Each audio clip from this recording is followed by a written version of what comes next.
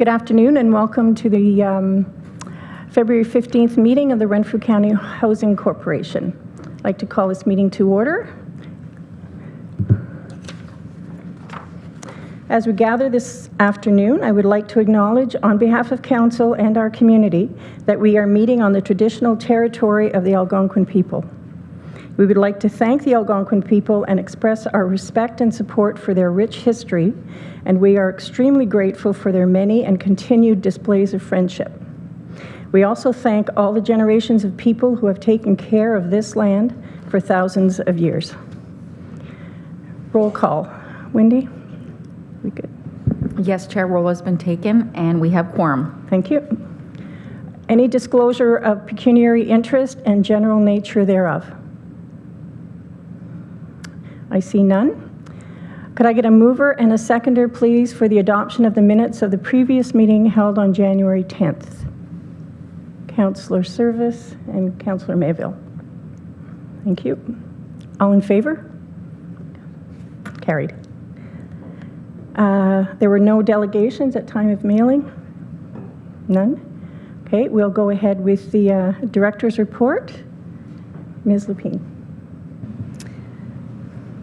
Thank you, Chair, and welcome to the Renfrew County Housing Corporation Board of Directors meeting. Nice to see everybody today. My report begins on page 2. The first item, an information item, is a community housing capital projects update, and with your permission, Chair, I'd like to ask if Mr. Raditz could speak to this item. This is an update. We do this on a regular basis to keep the board aware of where we are at with the capital projects that we had identified for the 2022 and where we are at as of the end of January of this year. So with your indulgence, maybe Mr. Raditz can speak to this report. Yes, please go ahead. Thank you, and through you, Chair. So in the file, in the attached appendix on the 2023 capital projects, the proposed capital projects, which would be in the range of 50K to 300K. Again, there's been some four carryover projects from 2022, and of course then we have some additional projects added to the 2023. And as you can see, the majority is pertaining to roof replacements. There are some electrical and plumbing upgrades, as well as some exterior windows. And so once the budget is officially approved, we will initiate some RFQs in the upcoming weeks or early in the Q2. And that pretty much summarizes the projects that has been identified. Thank you. Please continue. Yep. Thank you, Chair. Item number 2, another information item, is the National Housing Co-Investment Fund Contribution Agreement. So the County of Renfrew has been selected to receive, through the National Housing Co-Investment Fund under the National Housing Strategy, capital funds for the renovation and repair of our existing affordable community housing. And the contribution by Canada Mortgage and Housing Corporation under this agreement with the County of Renfrew is $5 million. You can see in the item there are different bullets that identify what the conditions that we must meet. I'll just highlight quickly. Renovations and upgrades for at least 500 of our affordable housing units that are owned by Renfrew County Housing Corporation. The renovated units must have affordable rent for at least 20 years after the upgrades are completed. At least 100 units must meet accessibility criteria. There must be a minimum 25% reduction in portfolio energy consumption and greenhouse gas. The County of Renfrew is responsible for 70% of the total repair costs, and this is known as a contribution funding of up to 30% of the total repair costs.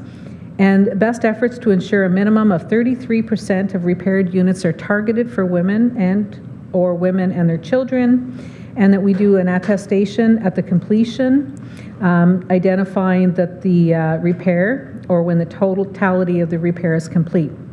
So this is a good news story for us, because while we have a requirement to add funds to this, the funding that we do receive currently, for example, through our capital projects will count towards our contribution, as well as some of the other funding that we have. So this is an investment of $5 million that includes investments that we've already put in the last couple of years and goes forward for the next 3 years. So we do have an agreement that will be coming into the Community Services Committee, which is a contribution agreement, because the funds will flow to the County of Renfrew and then from there over to Renfrew County Housing Corporation. Item number 3 is a resolution, and we're going to first maybe hold on for a sec. I'm going to pass this over to CAO. Thank you. Thank you. Can I just make a recommendation that we hold the 2020, actually should say 2023 draft budget on the report, sorry, that we go through Jennifer's, Ms. Dombrowski's report as well, and leave the budget discussions for the end of the entirety of the report. So that would mean for you, Chair, that you would approve the director's report, all except item number 3, and then we'll deal with item number 3 in its entirety after Ms. Lapine and Ms. Dombrowski's reports have been dealt with. So now, I guess, in essence, you go back and ask questions on items number 1 and 2. Thank you. So we'll go back. Are there any questions on number 1, Community Housing Capital Projects Update? Seeing none. Number 2, National Housing Co-Investment Fund Contribution Agreement, which is such a good news story. Councillor Richardson. Thank you, Chair. I just wanted to get amplification on the 70% that the Renfrew County has to bring to the table. I thought you mentioned something about other grants, so I'm assuming that's a stack. We can stack grants for this.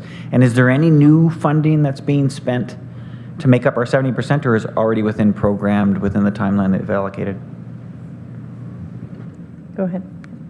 Thank you, Chair, and through you to Councillor and the board. So the way it works is that we can't stack other federal funding that we receive, but if we receive other funding through the Ministry of Municipal Affairs and Housing, we can stack those funds. So when we did the calculations, and this was through conversations with CMHC and of course my partners in Development and Property, and of course Mr. Kelly, we talked about, do we have the 70% available? And we do. We do when we stack the non-federal funds and our capital plan funding over the next few years, as well as the funding that we have used over the last 2 years. There are no new additional grants that I'm aware of. These are funds that we are aware of through Ministry of Municipal Affairs and Housing. But the requirement under CMHC, because of the National Housing Strategy, is we can't stack federal funds. This is already a federal fund. Does that answer your question? Yeah. Yes. And truly good news then. So no new money from the county. We're basically needing a $5 million injection. Thank you. Thank you for your question. Okay, so, pardon? Oh, I'm sorry. Councillor Grills. I was just wondering, how did we get it? Go ahead. Thank you, and through you, Chair, to the board. When I say it's good news, it's because it's really hard to describe how we get it. We've not received funding this way through CMHC in the past. They reached out to us to see if we had a need, and we started working backwards to see, what do we need and how can we make this work. So we had several meetings to see where this could land, and they made us the offer. And, we haven't, of course, accepted the offer. We have informed them that we will bring it forward to committee, but once accepted by committee, then we will be very happy, and council will be very happy to receive their $5 million. These are going to be improving our current stock. And if you notice through the list of things that we need to achieve, we're already doing some of those things. So it just allows us to do more. Accessibility upgrades, for example, we get requests all the time for accessibility upgrades within our units, and that is a cost prohibitive item. We still try to meet them as best as we can. Now we have better ability to meet them. So yeah, luck of the draw that time, or just good providence. I don't know. Thank you. Well, maybe that's, the tides have turned for Renfrew County, perhaps. Okay, good. Councillor Service. Thank you, Chair. I'm wondering if I'm allowed to do this, ask a question about number 1. Would that be okay? I believe so, yeah. Yep, sure. I guess this is a question for Kevin. It's just, I know what a cofferdam is, but I'm just not sure how a cofferdam, how we're installing one in a low-income housing unit. Thank you for that question, through you, Chair. So the cofferdam at these 2 locations, this is down in Renfrew, and behind these 2 complexes, it's like a river embankment, and there are some geological issues at these 2 sites, so we're considering installing these cofferdams to address the issue. Of course, we need some additional validation from consultants, but this is the direction we've been given in the preliminary report. So, Thank you. Any more questions? Councillor Grills? Just to let my colleague know, I had to look up. Your mic, please. I had to look up the word cofferdam. And I saw pictures, but I didn't know how it would be used. I'm glad you asked the question. Thanks. Okay, thank you. Okay, so we'll, I lost it here. Okay, that's it for your report. And we'll continue on with we want to approve her report or do it all after? No, approve the director's report, save and accept number 3. Okay, could I get a mover and a seconder to approve the director's report, save and accept item 3? Councillor Grills and Warden Emo. All in favor? Carried. So next is the report from the Manager of Housing and Homelessness, Jennifer Dombrowski. Good afternoon. The manager's report begins on page 13 of your package with information item number 1, referenced as Appendix 1 in your package, and it is a letter regarding planned funding allocations for provincially delivered housing and homelessness prevention programs. So within the letter, you will see that there is information regarding our allocations for the 23-24 fiscal year, as well as the 24-25 fiscal year. And on page 14 of your package, the chart also refers to what our current fiscal year allocations were. And this is for 4 programs, being the Canada-Ontario Community Housing Initiative, the Ontario Priorities Housing Initiative, the Canada-Ontario Housing Benefit, and the Homelessness Prevention Program. The Canada-Ontario Community Housing Initiative, we also refer to it by the acronym of COCHI, provides funding to support community housing affordability. And for the fiscal year of 2022-2023, this funding will be used for the demolition and reconstruction of 202 Cecil Street in Pembroke. And with this funding, we will see the replacement of a single-family home being converted into 2 family homes. One will be rent geared to income, and the other will have an affordable rent calculation. The Ontario Priorities Housing Initiative, OFI, provides funding to also support housing affordability, and this can include new rental construction, community housing repair, rental assistance, tenant supports, and affordable home ownership. For the most recent fiscal year, OFI funding will be used for repairs at Renfrew County Housing Corporation properties, as well as properties operated by 5 nonprofit housing organizations throughout the County of Renfrew.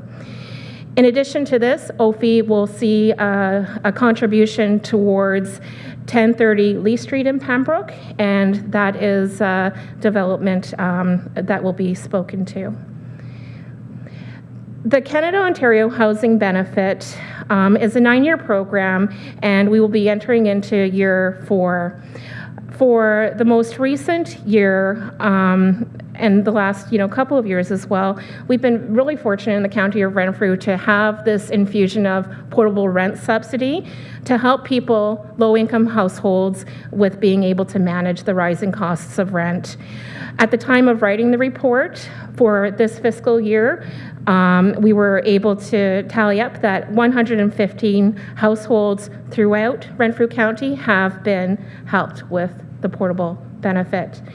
Coming up in June, there will be a more comprehensive report that will summarize housing and homelessness supports that have been throughout the county of Renfrew for the last year. The Homelessness Prevention Program, we recognize the name because this is a program that we have had within Ontario Works for many years, called the Homelessness Prevention Program. And we guess the province liked the name so much that they decided to call this new consolidated benefit Homelessness Prevention Program as well. So you may see us kind of fumbling a little bit trying to explain the differences between the two. So our Ontario Works Homelessness Prevention Program comes from this HPP money from the province.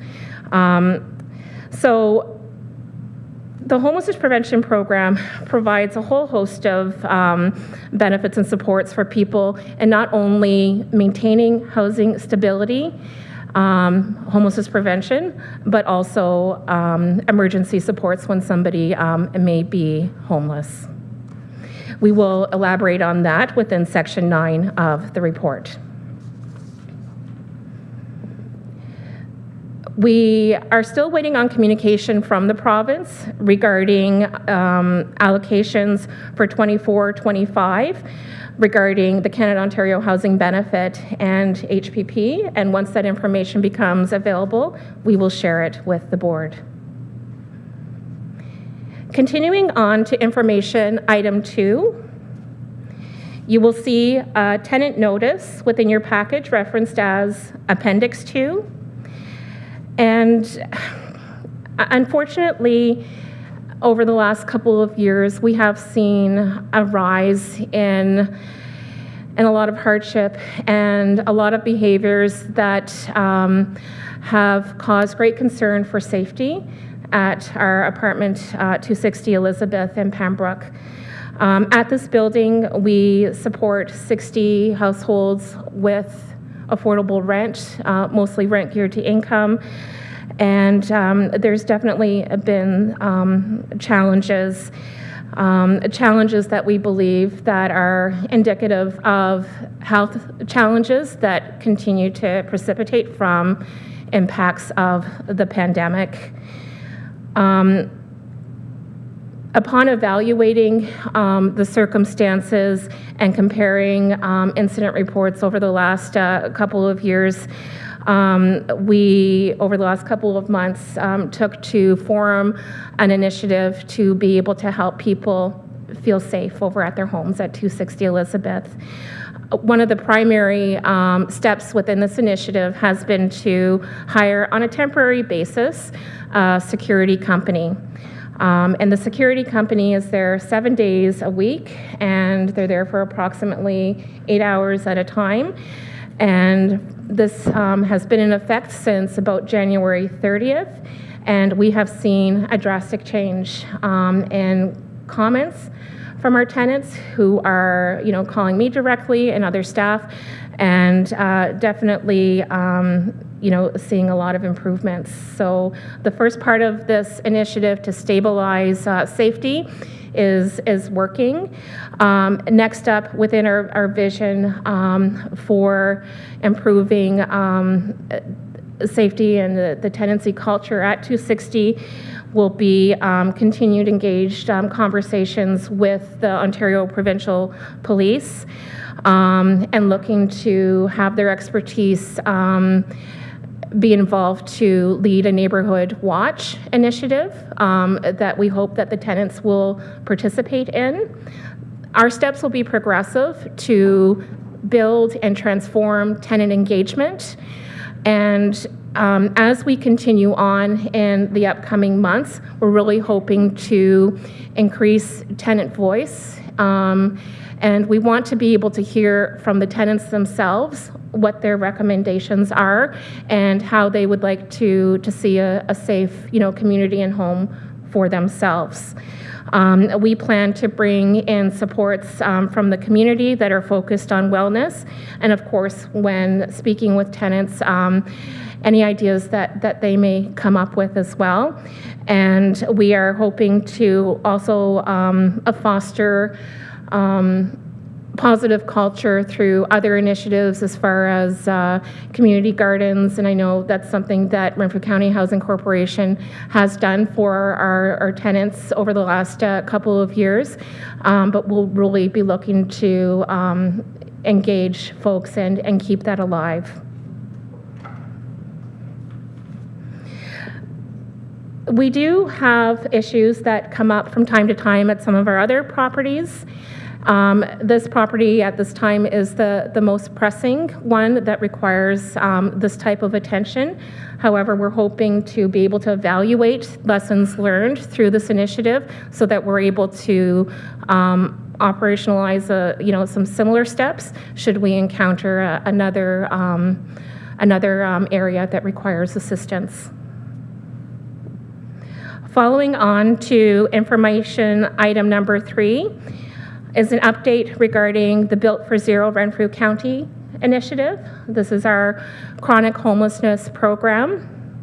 We are partnered with community groups across the County of Renfrew, namely being the County of Renfrew Community Services, The Grind in Pembroke, Mental Health Services of Renfrew County, and Renfrew County Safe Shelter for Youth, which is connected with Family and Children's Services.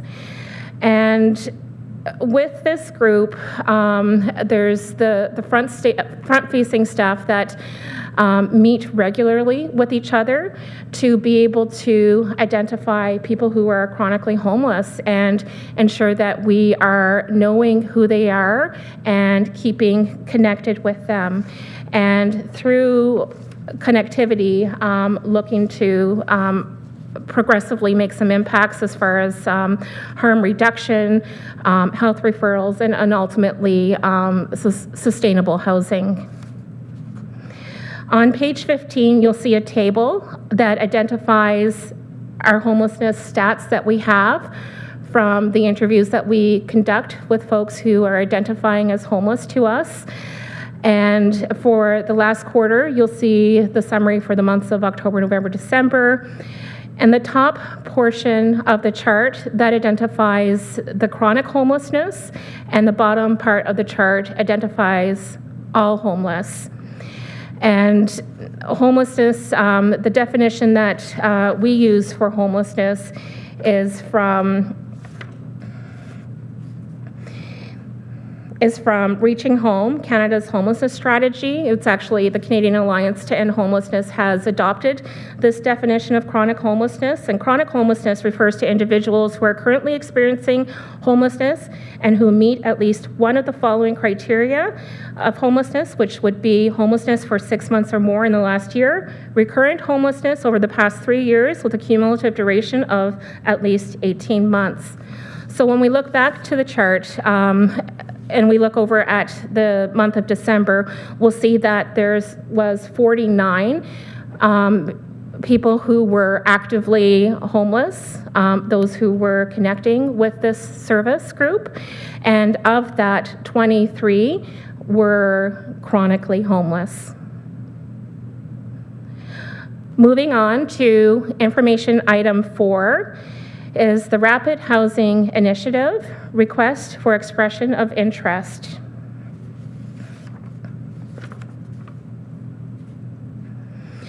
The Rapid Housing Initiative is funded through the federal government's National Housing Strategy that is delivered by the Canada Mortgage and Housing Corporation.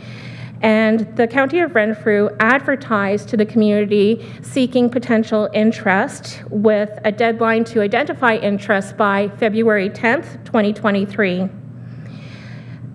Staff met with a housing solutions specialist recently from the Canada Mortgage and Housing Corporation to learn about the application process for this initiative. We learned that funding is subjective to a competitive process and that projects with higher scores have a higher probability of funding success, and that points are awarded based on a scoring grid that includes project components such as rent subsidy confirmation, cost sharing, occupancy time, completion time, land security, affordability, prioritization of vulnerable populations, energy efficiency, accessibility standards, and as well as whether or not the municipality or the nonprofit organization had a history of receiving RHI funding in the past. So at this time, staff is currently reviewing funding options to determine whether or not the County of Renfrew could potentially qualify for this opportunity. And there is a plan to bring a report to a special meeting of committee prior to the March 1st council meeting. And attached as Appendix 3, you will reference the media release. Information item 5 provides details regarding the fourth quarter community housing registry waitlist. On page 16, you will see tables that reflect our cumulative applications and total applications and a delineation as to how that translates to what applicants are needing for bedroom quantity. So within the chart, we will see that for the last quarter, 1,287 applications have been active with the County of Renfrew County Housing Corporation, and that within those cumulative applications, there were 1,619 applicants, and applicants are identified as adults within the household. We'll also note that within this quarter, there were a total of 62 special priority applicants. Special priority status is defined within the Housing Services Act, and special priority is offered to folks who have unfortunately experienced domestic violence or human trafficking. And people with special priority status are able to have a first chance at a housing offer ahead of the chronological wait list. Moving on to item number 6 is a record of the move-ins and move-outs and internal transfers within our portfolio.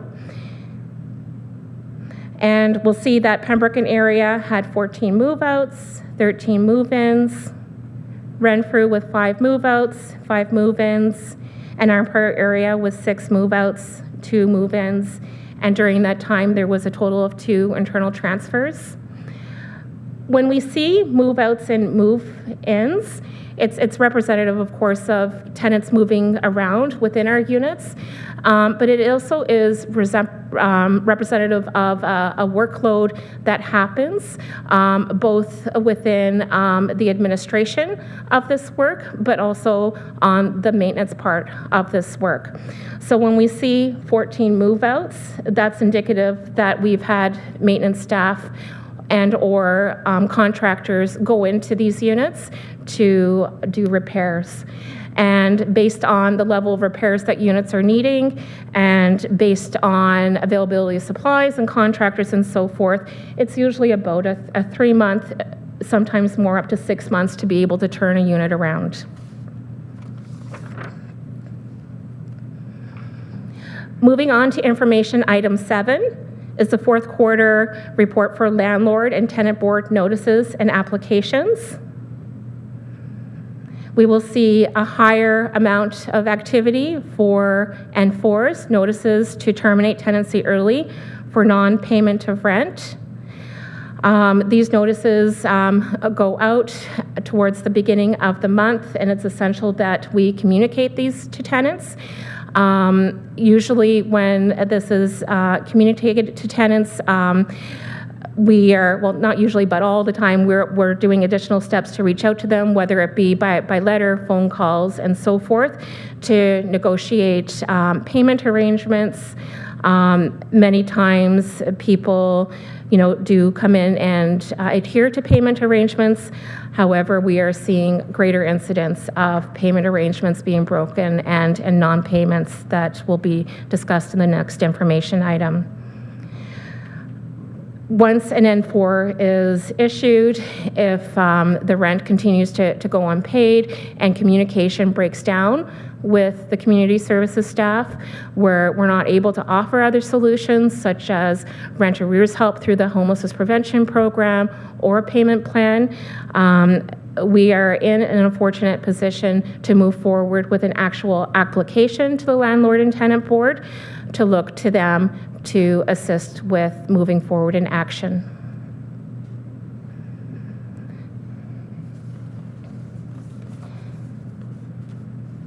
Section number 8 of the report refers to 2 attachments that summarize rent arrears activity for the last quarter. And there's been a significant jump in this area, so I've prepared some additional notes to be able to hopefully provide some insight. Please refer to Appendix 5, which is the arrears comparison report. In this report, you will see that the fourth quarter average arrears for 2019 was approximately $44,000. And upon reviewing the fourth quarter for 2020, you will note an increase in arrears of about 50% to bring it to an average about $88,000. And then again, in 2021, a decrease. The large increase in 2020 was due to the pandemic. Tenants stopped paying rent. Rent collection activities through the Landlord and Tenant Board halted. The decrease to the rent arrears in 2021 was due to an initiative through community services that was because of funding that was received through the Social Services Relief Fund. And through that funding, we were able to do a significant outreach to tenants that had thousands and thousands of arrears, unfortunately, to be able to help them become in good standing with their landlord again. The increase in 2022 is a culmination of several factors. The ripple effect from the pandemic, of continued non-payment behaviors, increasing mental health and addiction issues, and an increasingly growing backlog with the Landlord and Tenant Board. So to provide some additional information regarding Landlord and Tenant Board, it can take more than 7 months to be scheduled for a hearing date. And by the time a hearing comes around, it can be in excess of 12 months. We are also seeing that hearings are taking upwards of 2 years to be heard. After the hearing is completed, the LTB customarily should have a decision within 60 days. However, this is not happening. And sometimes decisions are received 6 months after the hearing. After the decision is received, it takes them approximately 2 to 3 weeks for a sheriff's office to enforce eviction. So with the current LTB backlog, it's taken 1.5 to 2.5 years to have a tenant unfortunately evicted, and our focus really is housing retention, but when we have no other choice, it's taken 1.5 to 2.5 years to have a tenant evicting if they're refusing to pay rent or communicate with us.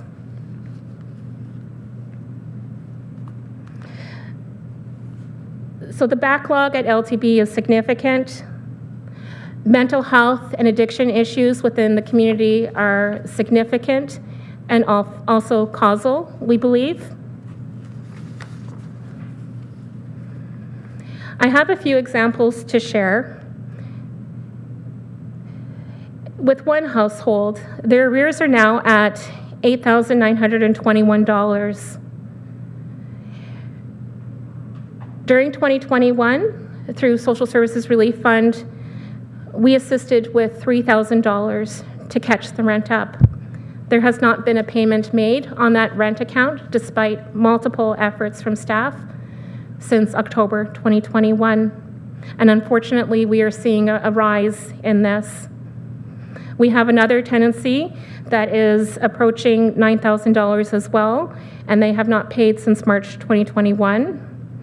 And unfortunately, when we take a look over at our arrears comparison, and we see the jump at December 2022, where we are sitting at $163,000 and more for arrears. That's why. We are continuing to work with tenants. However, it comes to a point where the funding that we have through programs like the Homelessness Prevention Program is just not enough to be able to help with the rent arrears.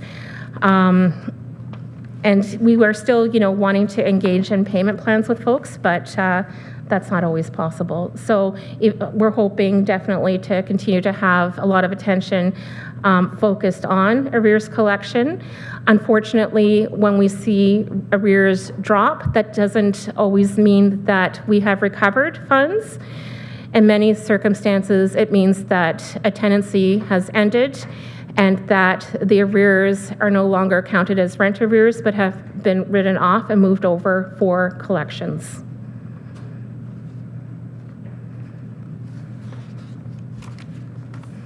And then just some examples for rent. So one bedroom is, the maximum rent is $821.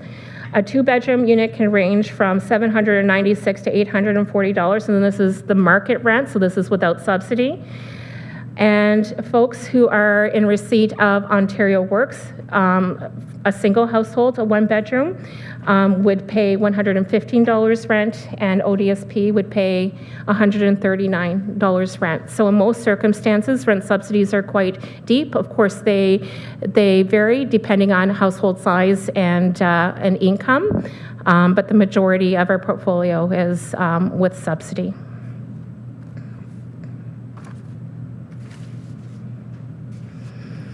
Information item 9 is an overview of the homelessness prevention program.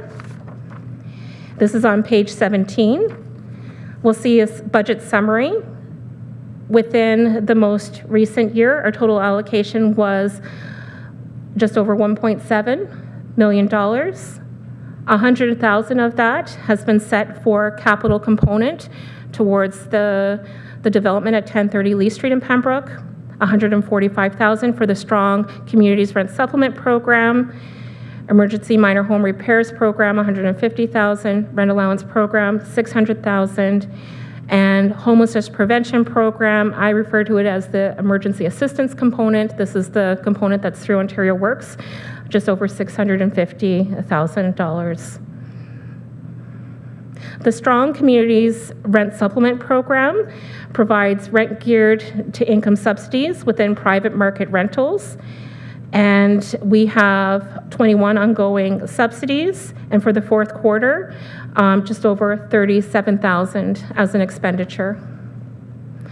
The Emergency Minor Home Repairs Program helps low-income households stay safely housed within their home by covering essential minor home repairs up to $7,500.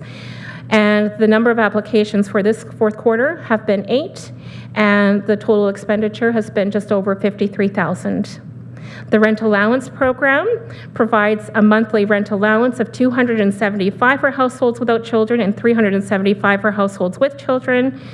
The average ongoing allowances are approximately $110 for those without children and $41 for households that have children. And the fourth quarter expenditure was just over $136,000. For the Homelessness Prevention Program that is delivered by the Ontario Work staff, the maximum eligibility for a variety of items that can help with housing stability and homelessness prevention and homelessness The maximum eligibility is $1,500 for households without children and $2,000 for households that have children. For the fourth quarter, there was 365 applications, and the expenditures were just under $240,000. And with that, Chair, that concludes the manager's report. Thank you. Thank you. Can I get a mover and a seconder to? Yeah, I don't have to get approval to go through it? Okay. I'll get this straight one day. If it's any consolation, Chair Donahue, who has chaired for 5 years, fumbled his way through a couple things today. I think it's just February. Thank you, Wharton.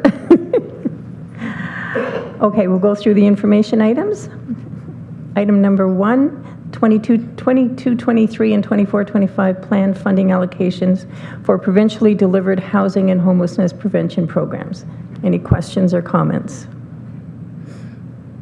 Seeing none.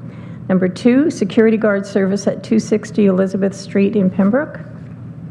Councillor Service. Thank you, Chair. Through you to Laura. It's good news to hear that or I guess Jennifer, it's good news that the addition of a security guard has alleviated some of the troubles at this residence here. I'm just wondering, just to get a sense of what's been going on, are most of the incidents due to non-residents coming onto the property? Is that what most of the incidents are? Through you, Chair, to the committee, that is correct. We do see a lot of incidents for tenants, but more so for people who are non-tenants.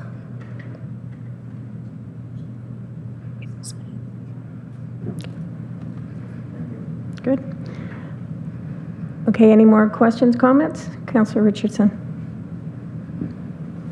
Just to follow on to that one posed by, I hear the echo too.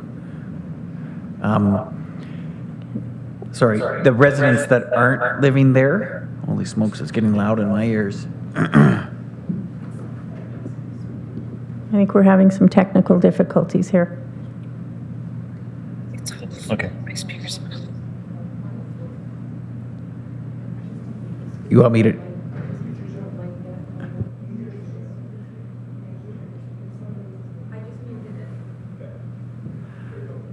Perfect. Okay.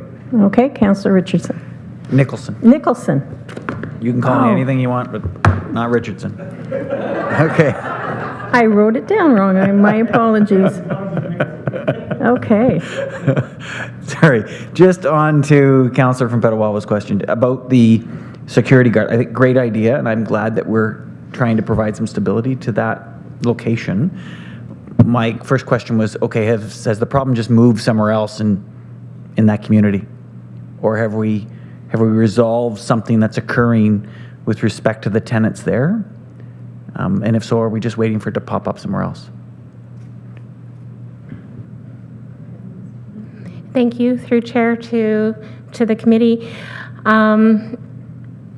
I think it's an astute, hypothesis to make, but it's not something that we would really be able to comment on. The focus primarily is with the community of housing within the Renfrew County Housing Corporation portfolio. However, we are mindful of the hardships within the greater community as well. Our hope is that if we are able to impact positive change within a smaller community of the community, that will affect out to the rest of the community, one step at a time. Thank you. Any more comments or questions on that item? No?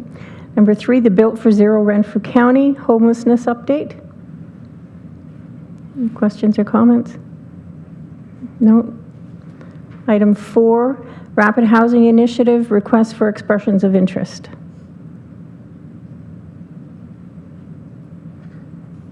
Being none. Item 5, the 2022 fourth quarter community housing registry wait list. Any questions or comments? None. Number 6, 2022 fourth quarter move-ins, move-outs, and internal transfers comparison. So my question on this was the difference between the move-ins and move-outs would be the time it takes to do repairs and, yeah. Okay. Thank you. Item 7, 2022 fourth quarter landlord and tenant board notices and applications. Councillor Nicholson. Thanks, Chair.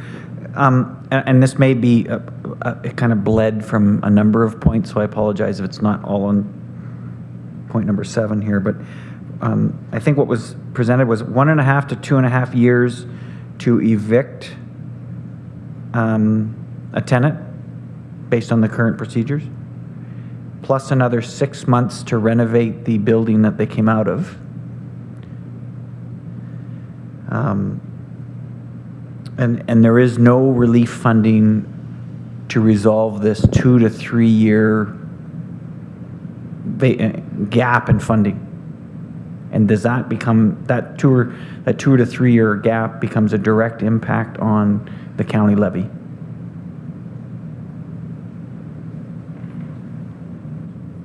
Director, yes, please. Thank you. Through you, Chair, to the board. So when we go through the budget, you will see that we count on tenant revenue to help offset some of our budget pressures. So in a roundabout way, yes, it does have an impact. We do rely on the rent to support us. It's not enough to support us. It doesn't do enough. But certainly when we have such arrears, it definitely reduces our overall funding into our budget. Don't know if that's the answer you were looking for, but you know, this is outside of our control. As Jennifer's identified, this is it's been catching, you know, news across the province because the landlord-tenant board is definitely very slow right now. They're looking to bring on new adjudicators, but the process has really backlogged a fair bit, and it was on hold during parts of the pandemic. So they're still trying to play catch-up from prior to the pandemic and now the pandemic. In addition, if I may, Chair, I just wanted to point something out. The N4 notices look high, and that is a high number, but we are required that when somebody is late for rent, we must issue an N4. In the private market, maybe it's a phone call to the tenant, but through Renfrew County Housing, we must issue that. And we do see, as Ms. Dombrowski has identified, often that notice will trigger somebody to come in and pay, and there's many reasons why it may happen. Some may be non-payment of rent. Somebody may have had a change in their income, and they're paying rent directly, and so it just didn't get made. So we do have quite a few tenants that do make it in to pay the rent, and then we have a number that don't. Thank you. Supplemental? Thank you. Just, I wonder, Chair, is it worthwhile quantifying that amount of impact on the levy and articulating that through the warden or such means to say the province, your lack of ability to provide this service is now impacting the balance of taxpayers in Renfrew County X number of dollars. And we're dealing with it, but you need to be aware that it's causing us to reallocate tax dollars to support a program that's not able to do its job. Please. Thank you, Chair. So absolutely, if that is the direction that the board wishes to move forward, we would certainly be able to work with the warden on drafting a letter with the quantifiable information. But I believe that has to come through a motion process. It has to be approved by the board and then off to County Council as well. Thank you. So, Mr. Kelly, can you? The director is absolutely correct. You can either do it through the board or bring it up at community services. Either way, it might be simpler at community services, but yeah, either direction would be needed. It's a weird one to come from the board. The board doesn't direct necessarily the warden to do that. So it should really come through community services on that one, because the board is a separate business unit. So will we add this on to our agenda when we get to our community services meeting? Chair, I would suggest to you that the Community Services Committee reviews the RCHC budget and forwards it to County Council. So the discussion would be equally as prescient at that committee as it is here. So yes. Okay. Mr. Nicholson, is that good with you? Perfect, thank you. Thank you, Councillor Nicholson. Okay. Councillor Mayville. Thank you for the fine details of a very unpleasant subject. A couple of questions. After the arrears are written off, is that after the eviction, or so that the tenant does not stay and come back after they're written off? Please. Through you, Chair, yes, that is correct. Good. Is there a solution for these arrears other than an empty pocket or a full pocket of money?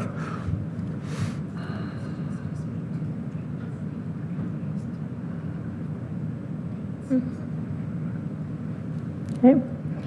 Thank you. Go Through ahead. you, Chair, to the board. At the end of the summer, we implemented a new staff model initiative where we changed from a structure that had very specific financial focuses of management to a broader and general structure which focuses on a case management style. Within the case management style, we have caseworkers that are assigned specific properties. And we're a few months into it. However, within our goals for this structure and our transformation with this structure, we're hoping to progressively increase relationship with tenants and be able to have the communication open with them so that we're able to intervene earlier when things go awry as far as rent payments or any other adversities. So it is our intent through the maturity of that new model to be able to impact positive change regarding this. We also do have a social safety network benefit within community services, as I referred to the homelessness prevention program. And when we do have tenants engaging with us, discussing with us, saying, I recognize, I'm behind, this happened and this happened, we receive that very empathetically, and then we work on payment plans, and sometimes the payment plans, are a contribution that the tenant makes to catch up. Sometimes there's work with Ontario Works to be able to make, some adjustments to the shelter allowance there to create a surplus of funds on the basic financial assistance that can then go towards the rent. And then we have our homelessness prevention program funding, and we can also use that money to be able to help with rent arrears. However, the more serious cases that we do see are because of a not wanting to communicate with the landlord. So a breakdown there, and then it snowballs, and it gets to a point where, in the examples I provided, in excess of $8,000, there is no way to be able to solve that debt with social assistance relief.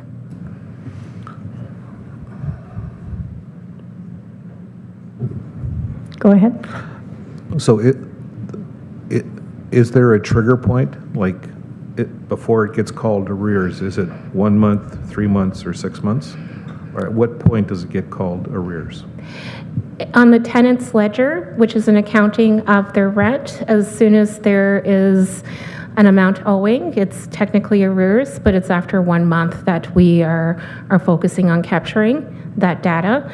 Also important to note, throughout Ontario, there is an arrears database that keeps track of housing tenants, rent geared to income housing tenants across the province, regarding, if there was, a history of non-payment of rent, and if they left tenancy with rent still owing. And many municipalities or many housing service providers have policy in effect that limits one's ability to be eligible at a housing unit with another municipality, and that in some part does, help with the municipalities in mitigating risk around non-payment situations, transferring from one community to the next. Thank you. Any other questions or comments? Councillor Service. Thank you, Chair. Through you to Laura and Jennifer. So it just seems that we need to have a broader conversation about all of this, and it seems like you have a very difficult job to do to keep these individuals housed and safe. And it just doesn't seem like and I know you get to the point where tenants have to be evicted. And I'll go back to what we talked about a month ago when we were here about some government assistance programs getting a 5% bump, but Ontario Works did not get a 5% bump. Had that happened, would that have helped a lot of these tenants perhaps not be getting into these arrears? Because it is startling to see the total there for 2022 at 163,000, and maybe that might have alleviated some of the pressures. Is it also that some other government assistance programs have not kept pace with inflationary pressures, and that's why we're seeing this rise in these arrears? I guess I'll let you answer that. I have some more though. Okay, thank you. Thank you, through you, Chair, to the board.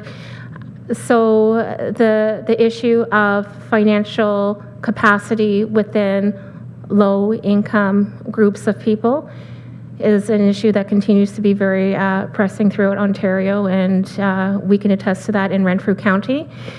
If we were to see a rise in social assistance rates, enough of a rise, theoretically, we would see improvements there. I think when we think around financial capacity, it impacts health. We can have a healthier community when there's adequate resources and people are able to meet their basic needs. We see, stability when health is improved. So financial capacity can definitely, lend to that. And, yes, more money, more ability to pay, but more money, more ability to be healthy and be able to have decisions that foster housing stability. Supplemental? Please, yeah, thank you. And I've heard the term mental health issues quite a bit today in terms of, helping these individuals find work and pay their rent and that sort of thing. Is the government, the Ontario government, doing enough to provide treatment, assistance, programs here in Renfrew County to help these individuals with their mental health issues? Thank you. Through you, Chair, to the board. That's a loaded question, I will say. In terms of the work that we do, during the pandemic, there were incentives such as the Social Services Relief Fund. There were different programs to help people, but it's a difficult question to answer, and I'm really reluctant to answer either way. I would like to maybe respond by saying that here at the County of Renfrew and within Renfrew County Housing, we use all of our resources to really try to provide what is needed. We recognize that newscasts and newspapers, and it's everywhere that the mental health and addictions issues is growing at a phenomenal rate. And while we see announcements from the province to help with funding and supports, we have to also take further steps. Human services integration, which we started a few years ago, is one of the steps, because we recognized back then that mental health and addictions was definitely an issue. We have worked closely so that we can share our staff, that our staff can work collaboratively, that there's no wrong door. We work very closely with our mental health partners in the community, and there are many grassroots organizations that have sprung up over the last few years to help meet some of the social needs. The work is large, and we continue to lobby, and I would say that there was great communications when we were at the recent Roma conference, and through our warden and our chairs, there were lots of discussions and lots of presentations. It's a well-known issue, and all communities are struggling with this. We feel very strongly that we have to do everything we can to help bridge between people who are struggling to get access to services. For example, somebody may wait a long time to be accepted into a residential treatment, and just as an example, to be accepted into a residential treatment facility for addictions. We have no residential treatment facility in Renfrew County. So while somebody is awaiting a bed or a unit, we provide regular contact. Mental health provides contact. The local addiction agencies do that. But it's very difficult when we don't have, the services directly here. So we're trying to shorten that space and hopefully overall improve. But, it is a growing need, and it's growing at exponential speed right now. I know it's not the answer, but it just to give you a sense as to, we have seen it, we know, and we work with our government partners, and they're very aware, and regularly there are announcements to help, with local services, but the need is far greater than what's out there right now. Thank you. Councillor Service? I just wanted to make sure my comments and questions weren't misconstrued. I know you're doing an excellent job here, and you're doing everything you can with the limited resources you have. It's just, how do we get more resources to ensure that all of these individuals are taken care of? Thank you. Okay, thank you. Any more comments on item 7? No, we'll go on to 8. The 2022 fourth quarter Renfrew County Housing Corporation rent arrears. There are 2 reports there. Any comments, questions? Seeing none. Item 9, homelessness prevention program. Questions or comments? No? Okay, that's Mr. Kelly. Thank you, Chair. And I may have been asleep at the wheel on this one. If I can just go back to number 4 again, just highlight that one on the Rapid Housing Initiative. So it is something, again, that has been raised, and I do want to, and I'll likely say it again at Community Services, and when we bring the bylaw forward, with thanks to CMHC, I think that a lot of points have been made, but that injection of $5 million will go a heck of a long way to helping our units. I know Kevin and Jason will be certainly happy to spend that money. So the RHI is something that we have a few projects that have existed for years in the hopper, if you will, or kind of close to shovel ready. And Ms. Dombrowski actually brought it up, and she said it here. We are reviewing them in full in full timely fashion. Given we also have budget workshop things going on and all these other things going on, but we are engaged with the finance department on bringing a business plan forward. But again, I know it's in the report, but just to highlight it, that there is a fund out there. Unfortunately, there has been no uptake from any local nonprofit or otherwise looking for partners. So we would hate to see this fund go by without the County of Renfrew making a bid on this. It's just a matter of whether we can afford to do a new build and what that looks like going forward. We are very cognizant of the need for housing, specifically seniors housing. Not to tip my hat of what the project might be at this point, but we are definitely looking at a similar project in the county, and we'll be bringing that forward in the next 2 weeks or so. So I just wanted to highlight that once again. Sorry for missing that in the report. You're forgiven.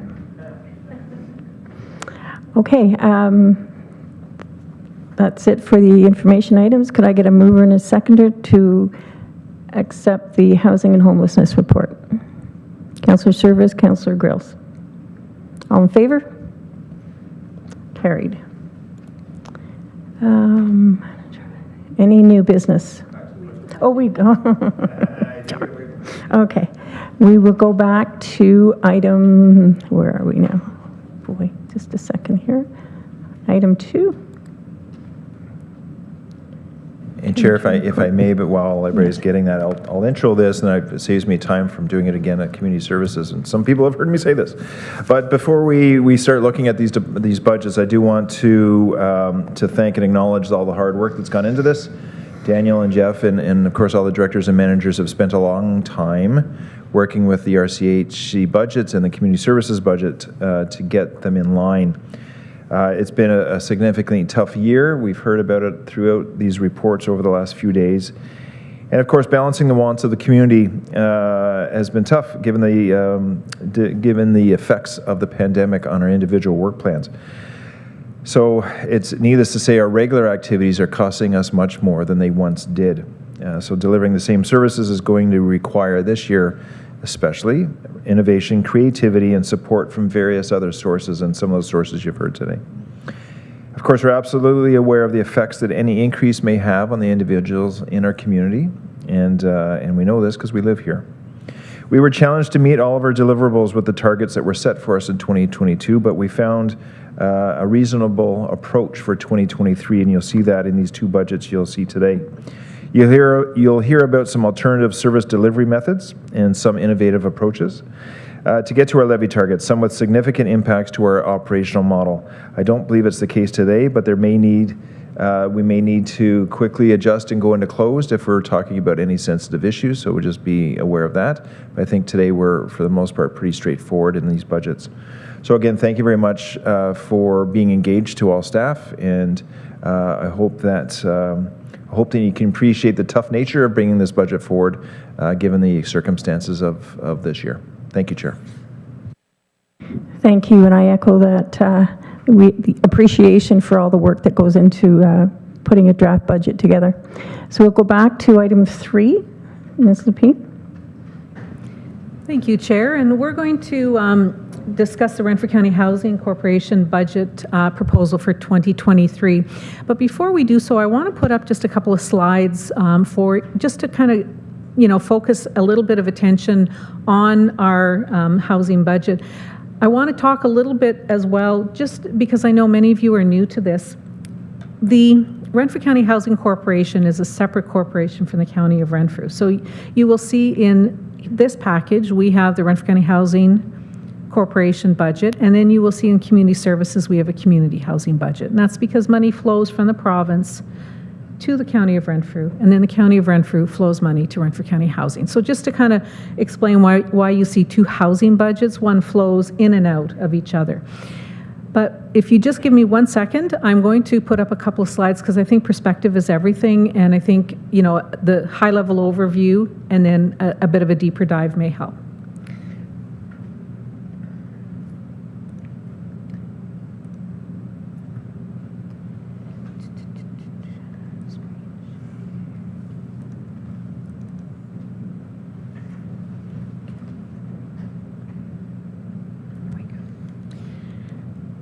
All right, so you will see on these 2 screens, this is just giving you the proposed budget for 2023. So the proposed Renfrew County Housing Corporation budget is $17+ million.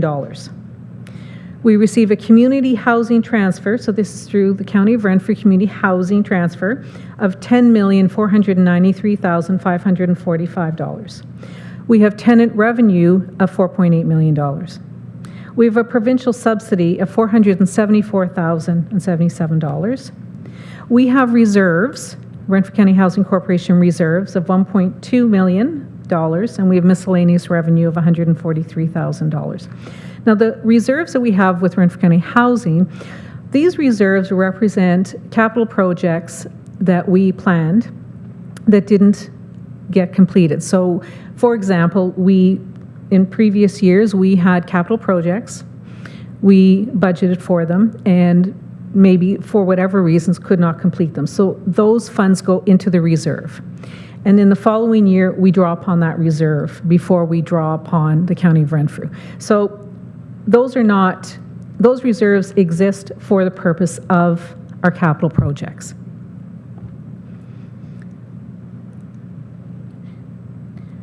Just to recap, the Renfrew County Housing Corporation owns and operates 1,020 housing units across the county. We also support 5 nonprofit housing providers in the County of Renfrew with financial supports. That's a lot of property that we are supporting within our budget. Sorry, I should go to this one. We have what's called tangible capital assets. TCAs is our short form. And these are the repairs to the units and properties.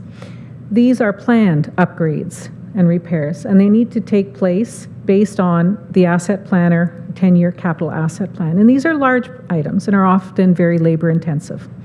So you can see from the chart, these include things like windows, electrical, roof, structural. I see I have electrical twice. It could include new buildings, vehicles, and equipment.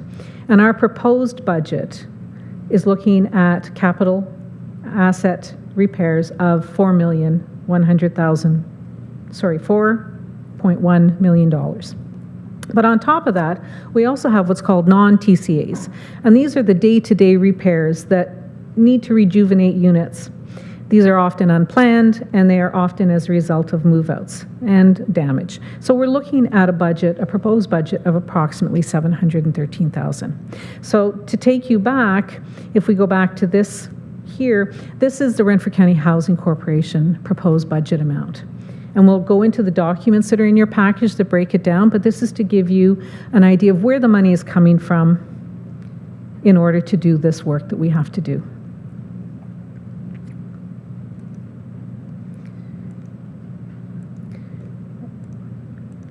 So we'll go back to the budget. You will see on the document that is on page 6 of your package,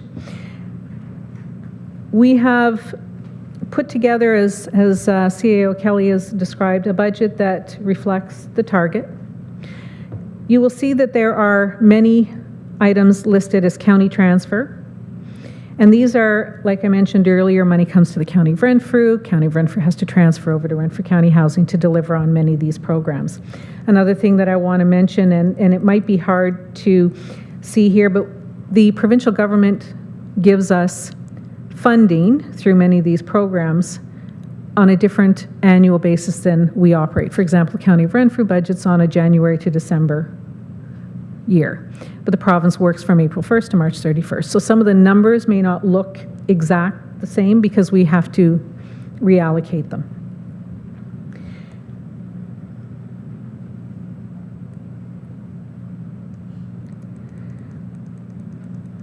So to meet our target, we've had to do some shaving, as I think many past directors have spoken about. We've had to make some changes to how we deliver in terms of being more efficient and look at cutting back in costs. You'll see some of these on page 7. Before I ask Ms. Dombrowski to kind of cover off some of the items in our budget, I want to just point out that, we have the items listed under our administration, salaries, benefits, administration, and then you'll see significant costs, heat, light, power, repairs and maintenance, gas, plumbing, taxes, all those items. These are often items we have very little control over. For example, when we're looking at items like snow removal, we often don't have a lot of negotiating power when we have very limited snow removal operators. And in past budgets, we've had to come back with significant increase to that line item, as an example, because it is a competitive market. We have a requirement to keep our properties free of snow. We have requirements that we have to meet. We have requirements that our partners in development and property and through Kevin's department have to meet, which are ESA or Electrical Standard Authority requirements that really push the envelope. And those requirements do not always look at our budget requirements. So we may have costs that inflate higher than what we anticipate, but they're regulated and we have very little choice on that. We have things that happen that we cannot plan for. And, you know, I would use the example again back to heat, light, and power. We had some breaks over the last few years. We've had some incentives through hydro where they gave us some rebates, but that's not always going to be there. So I just want to draw your attention to that. We've kept our budget as tight as we can, but we know that there are going to be challenges over this next year, given that costs can be higher than what we've budgeted for. And maybe, Chair, if you're okay with that, I would just ask Ms. Dombrowski to maybe speak to a couple of items in the budget as well, just to highlight information for the board here. Yes, please go ahead. Hi, thank you, Chair, through you to the board. Thank you, Laura, for the explanation. There's one more point that I would like to highlight for the board, and that is on page, just scrolling along here, page 6, and it's towards the top, and you will see $150,000 noted as a budget enhancement. That money is not guaranteed. It's representative of a goal that we are moving forward towards, and that would be undertaking building condition assessments for our properties. Building condition assessments are an important activity that should happen every 5 to 6 years or so, and it provides us with an accurate depiction as to the health of the property, where there may be some areas of risk that we need to plan for, and it feeds into the planning of a 10-year capital plan. We are looking to apply to the Canada Mortgage and Housing Corporation for funding. We think perhaps the seed funding that they offer, there is a maximum to that funding. If our application is successful, we may be eligible for up to $150,000. Of course, it would be a competitive process to advertise for possible, company to take this endeavor on for us. So we won't comment on what we might think the price will be. We'll leave that to that competitive process. This strategy will feed into a larger strategy regarding the overall housing and homeless plan that we will be working towards, and with Council's, direction and guidance. We are looking to possibly have strategies that will change what Renfrew County Housing Corporation looks like today, as far as the portfolio that we have and the properties that we have, and move forward to recommendations that will target in on property revitalization. So more information to come on that, but that is the strategy that we hope to move forward with, and thus reflected within the budget.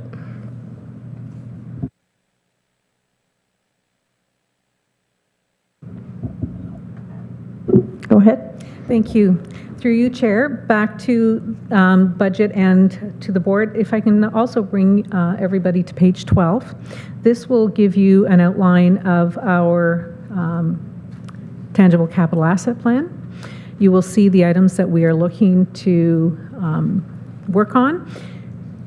I know it's a very complex document, and we are at the bottom of page 12 and the top of page 13. You will see on here many different items, and we have present today Mr. Raditz, who can speak specifically to any of these items if you have any questions. But I wanted to also draw your attention to 2 items on there that we are receiving grant money or other monies for. And these have already been spoken to in the past, but just to remind this board that we have the demolition and repair or rebuild at 202 Cecil Street, which is coming in. Our price right now is $546,000. That's based on last year's pricing. And we don't know if that's going to hold to that or not, but we have to demolish a building and then rebuild. And as you heard in Ms. Dabrowski's report, we're looking to take a single-family home and rebuild 2 family homes. So that's a great improvement, and we are receiving funding through other sources of funding for that. And then we have identified the Lee Douglas new build that we've been speaking about for the last year. And so far we have been able to stack $2,350,000 towards that. The rest of the capital asset programs that we're looking to finance is identified as funding through reserves and through transfer. And Chair, I think maybe we can hold the budget there and be more than happy to answer any questions that you have at this point. Thank you.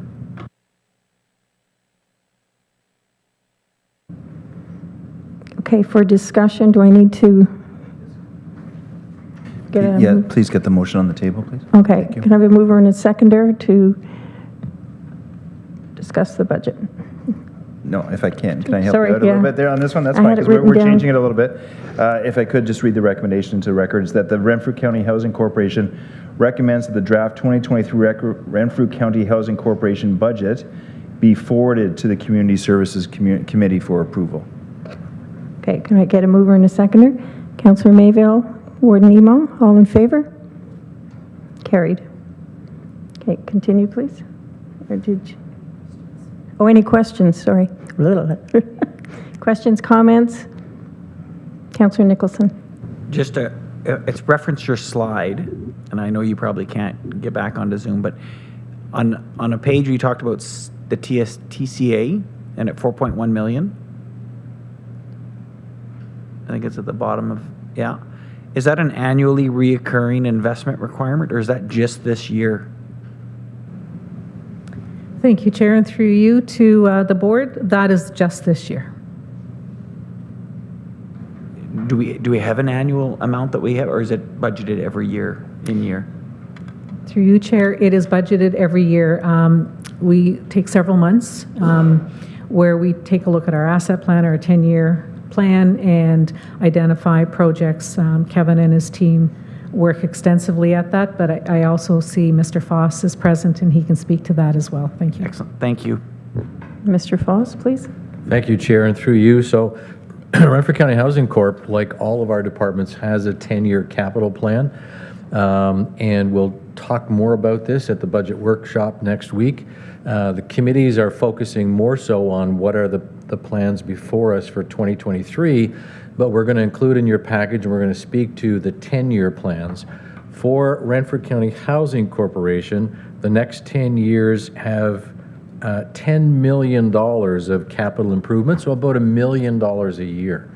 So the 4.1 million this year is really being driven by 2 special projects. And I just want to get the right page in your package. 16? 6. Let me just get that. Okay, it's actually page. We're in the RCHC report, right? Yeah, so that's page 12. So page 12 contains really the summary of all of the capital being brought forward for all the committees, and in total, that's $43 million worth of capital. Housing is 4.1, and you'll see 4 numbers from the bottom. We have the new Lee and Douglas build at 2.3 million, and then the 202 Cecil at 546,000. So almost 3 million of that 4.1 is coming from those special projects. So back to the next 10 years, then roughly about $1 million or so a year is the capital budget for us. Thank you. Thank you. We good? Okay. So now what? I will call for a vote. All in favor? Carried. Okay. Go back to our agenda.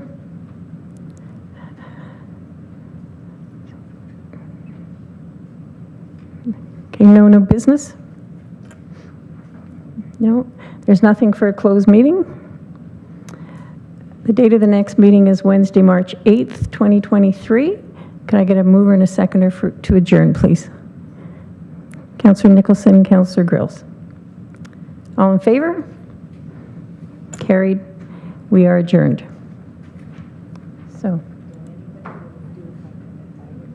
yes. Can we take a 5-minute bio break, please?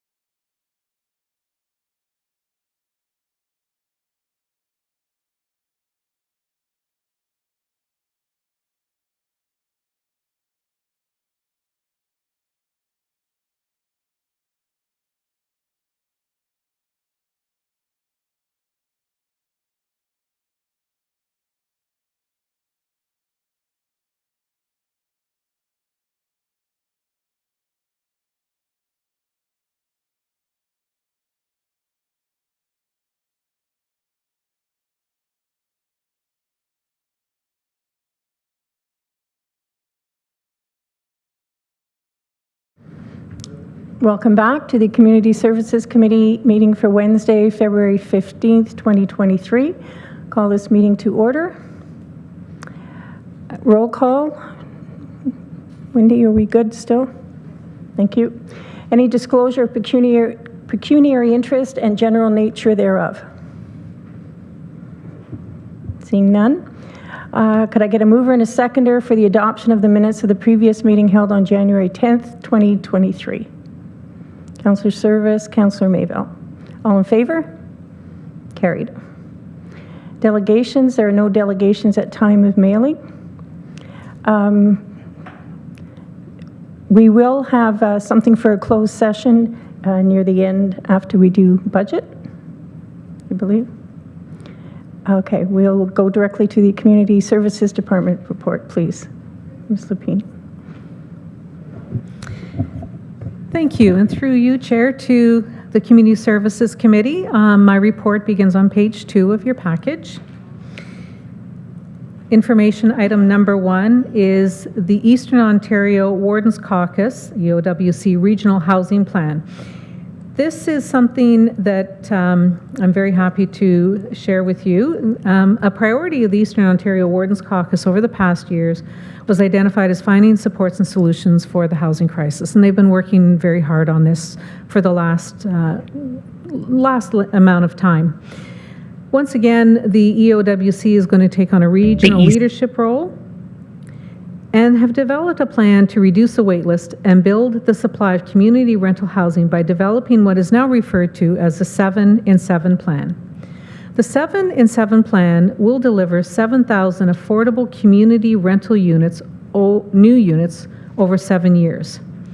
This plan will also incent an additional 21,000 attainable market rate units from the private and nonprofit sectors.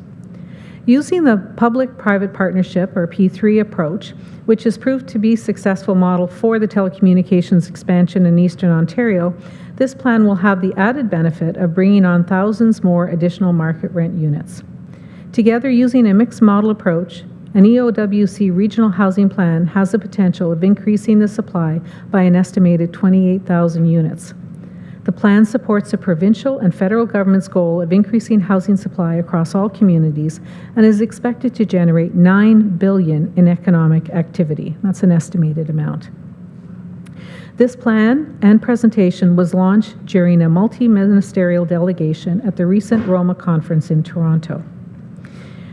I can tell you, as an attendee at the Roma conference, when people heard that I was from the County of Renfrew, they immediately referred to the 7-in-7 plan.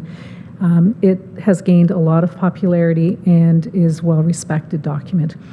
You will see attached to your package is a handout, and we also have a video that we would like to share with you. So if you can direct your attention to one of the screens, I believe Tina is going to launch the video for your attention. Thank you.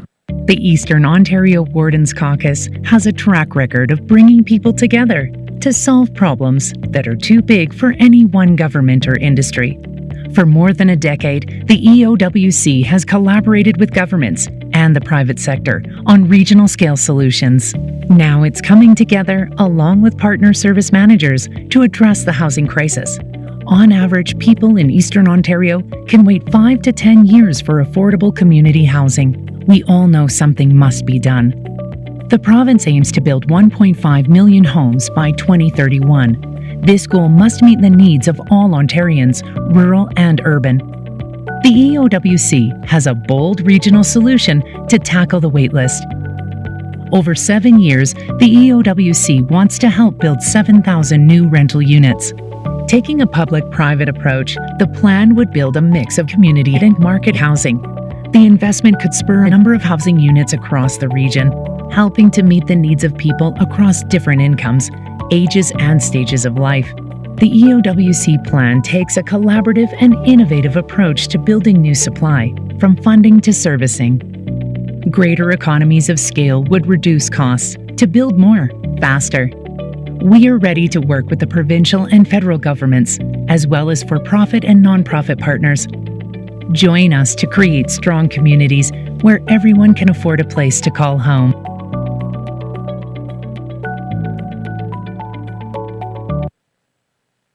The Eastern Ontario Wardens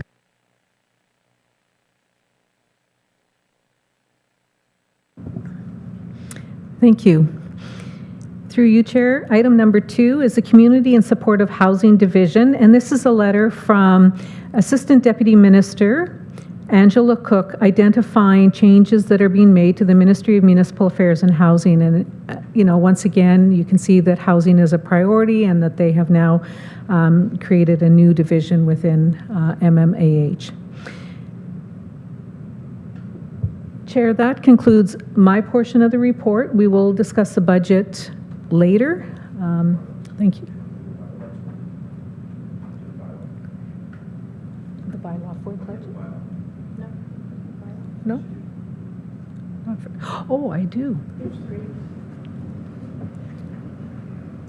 My apologies. Thank you. Item number 5. Yes. I'm sorry. Item number 6 is a bylaw, and I do apologize. It is on page 3, and it's a National Housing Co-Investment Fund Contribution Agreement. Chair, may I read the recommendation? Yes, please.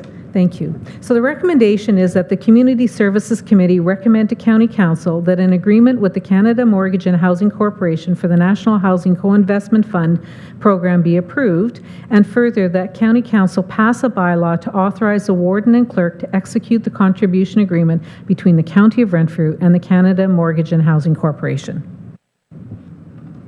So could I get a mover and a seconder to bring this recommendation on the floor? Councillor Service and Councillor Grills. All in favor? Carried. Continue, please. That's fine. It would be, if it's okay if Director Lupine just give a bit of background? That's okay. That's what I meant. Thank you. Yes. That's what I know what you mean.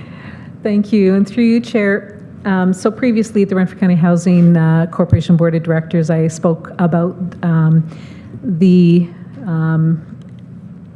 Canada Mortgage and Housing Corporation providing an offer to us of the $5 million. And this is through the National Housing Co-Investment Fund, which is a program under the National Housing Strategy. And again, we are very pleased to be the recipient or to be offered these funds. There are some conditions as outlined in the document on page 4 that informs committee of what we need to do with this fund over a period of 5 years. And once, an agreement, if the desire of committee and council is to move forward with this, then we will be the recipient of $5 million to help rejuvenate our buildings that we currently own and operate through Renfrew County Housing Corporation. Thank you. Now I vote. Any comments or questions on this? No? All in favor? Carried. So now we go back to budget, or do I need to accept the report? I would again suggest that you continue with accept the report, or move a motion to accept the report. I'll save and accept numbers 3, 4, and 5. It's really written one.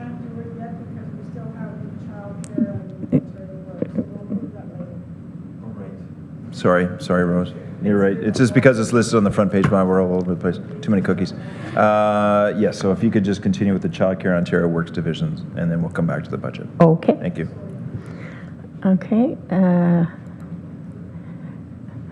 So Ms. Smith, will you please do the Child Care and Early Years report? Thank you, Chair, and through you to committee, good afternoon.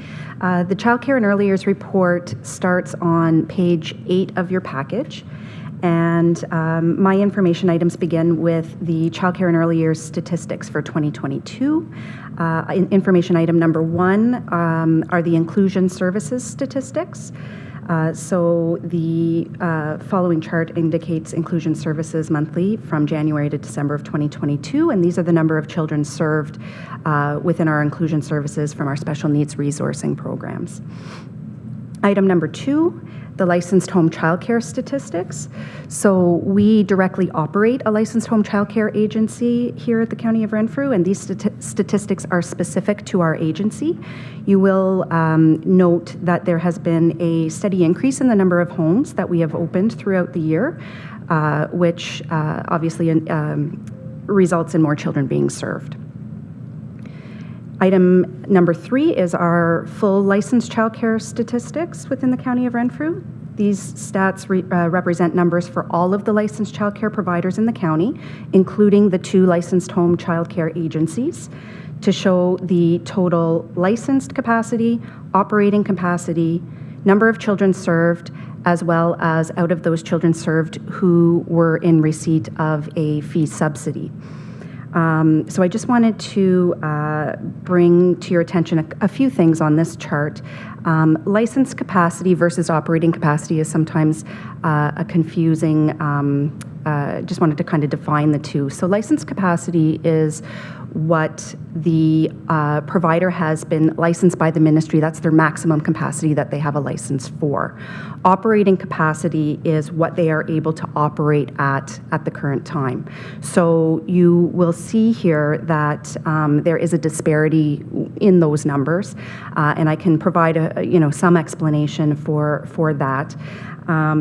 I think one of the disparities would certainly be in terms of staffing shortages throughout the sector, and it's causing some centers to have rooms that may not be operational at this time, and so that is a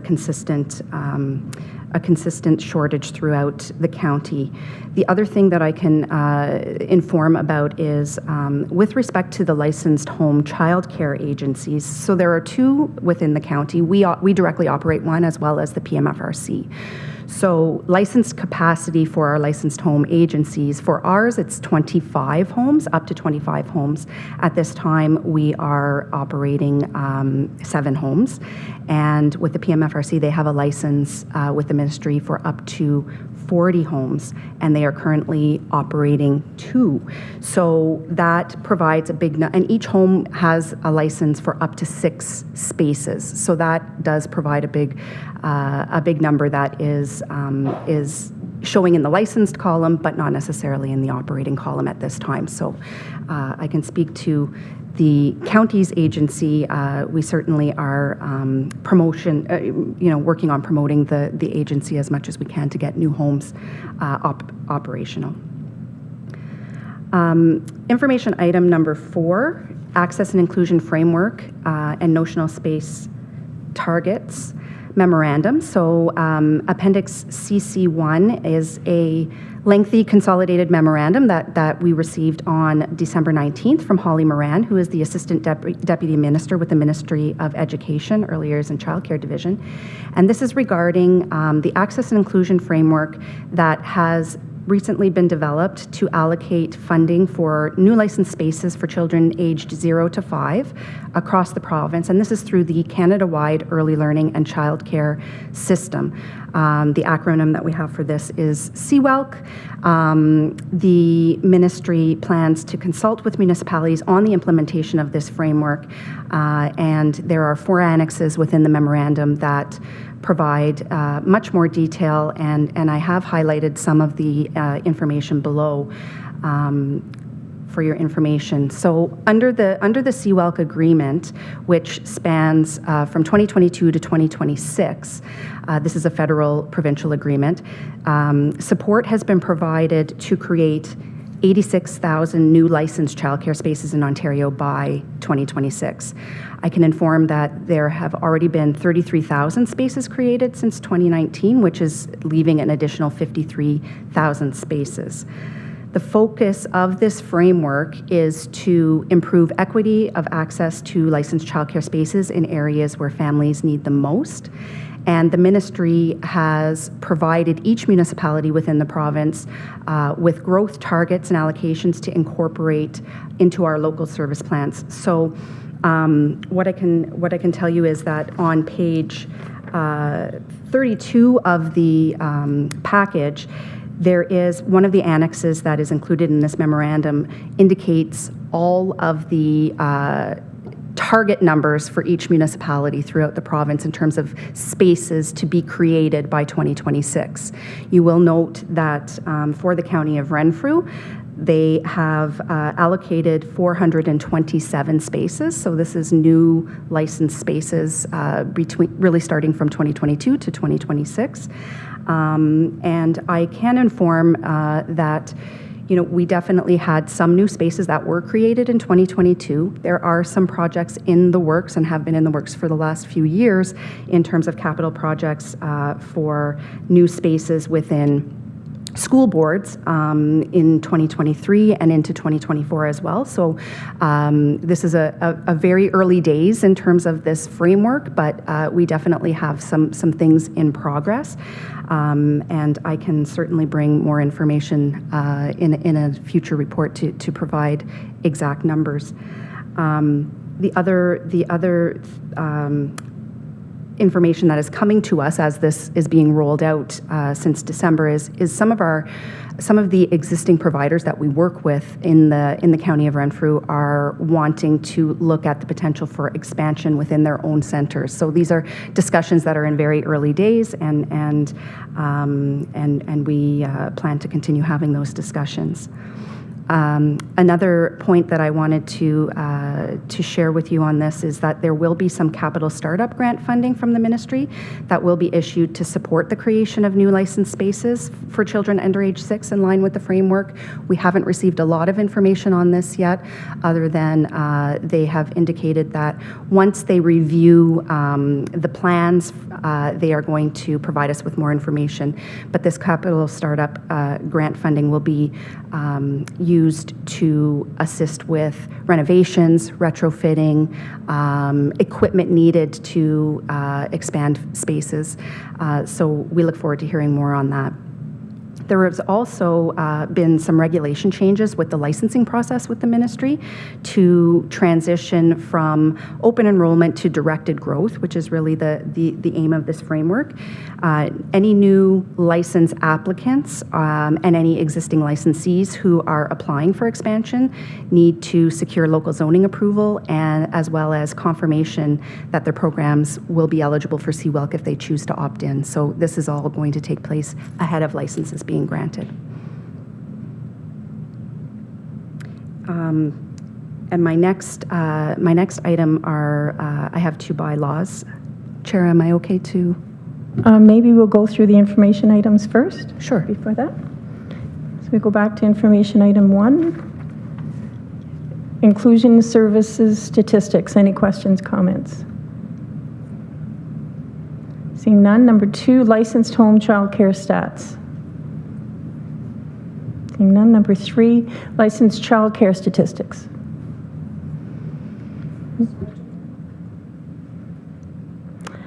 Councillor Nicholson.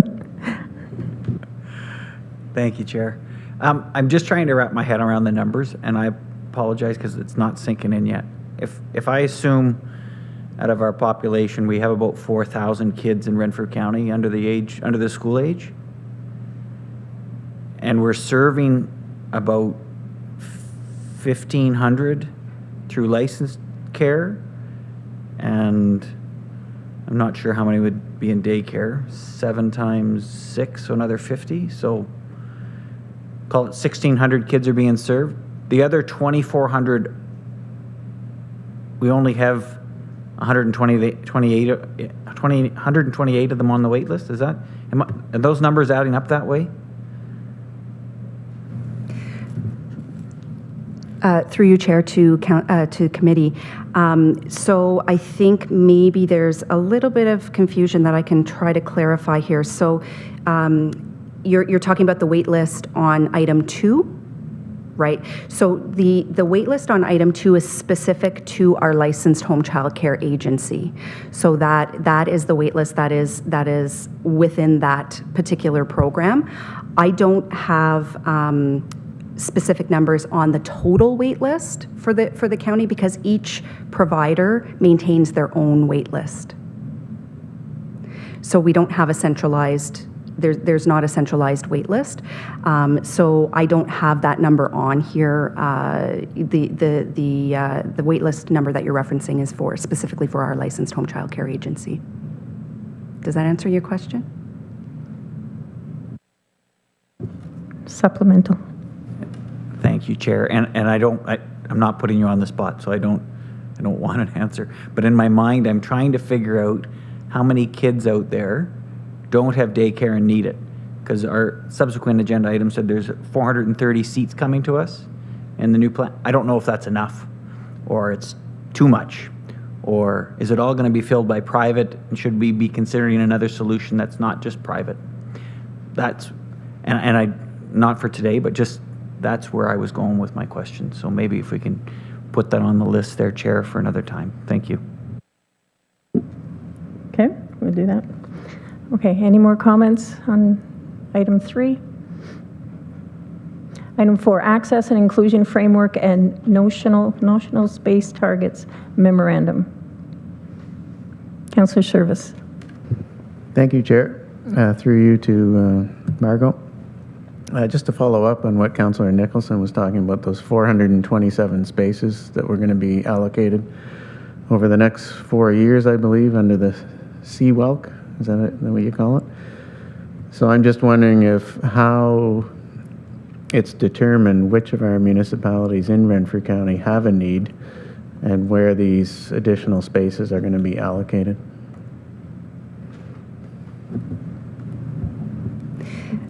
Through you, Chair, to committee. Thank you for your question.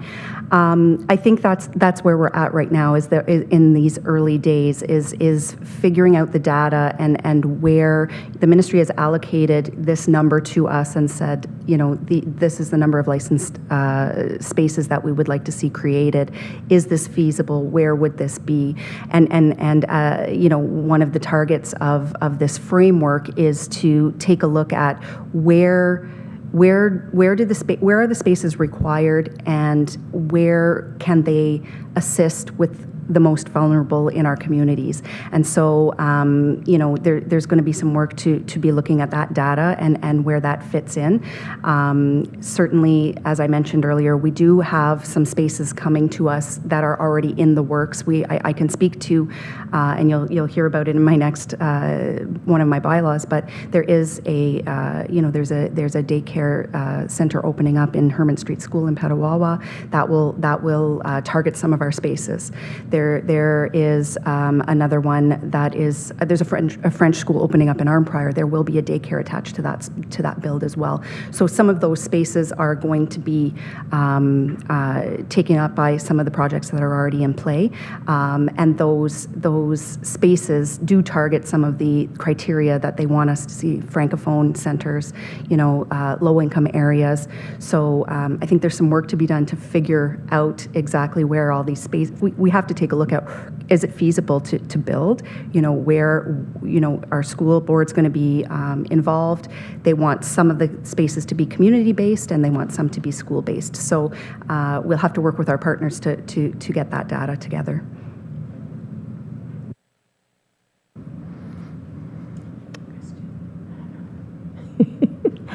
Councillor Nicholson. I feel like I'm sitting way back. You are. Thank you, Chair. And Councillor Service just triggered. This is awesome, and I really appreciate all this great news. So don't take all my questions in a negative way at all, please. But they're pushing all this down, and now I'm seeing us working really hard at gathering data and doing this analysis. Is that also being funded, or is that a responsibility of the county to sort out, and then they just give us the spots funded? Through you, Chair, to Councillor Nicholson, what I can inform is CWELC, the Canada-wide Early Learning and Childcare system, is providing 100% provincial funding for the implementation of this system. So that is a good news piece. Okay, any more questions or comments? None?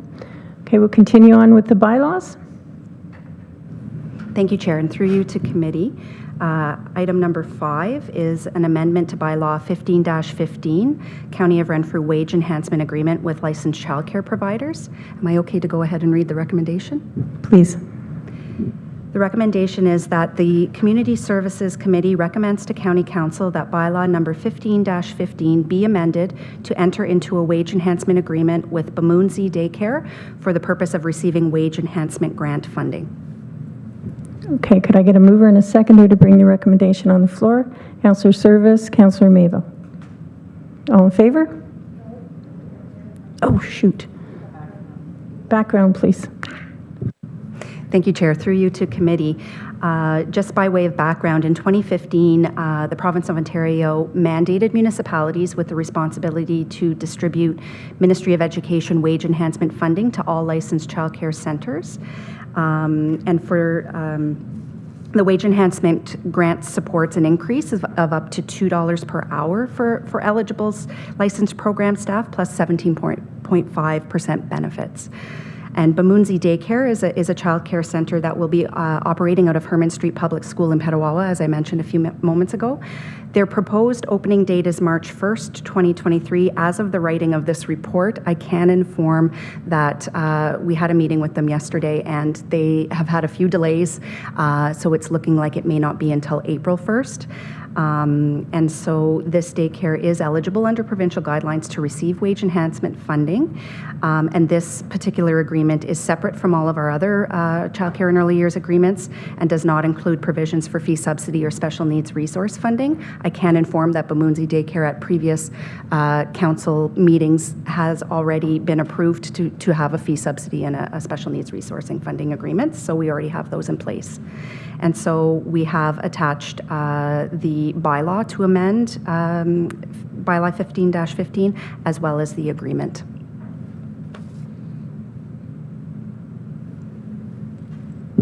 Okay, are there any questions or comments on this? Councillor Service.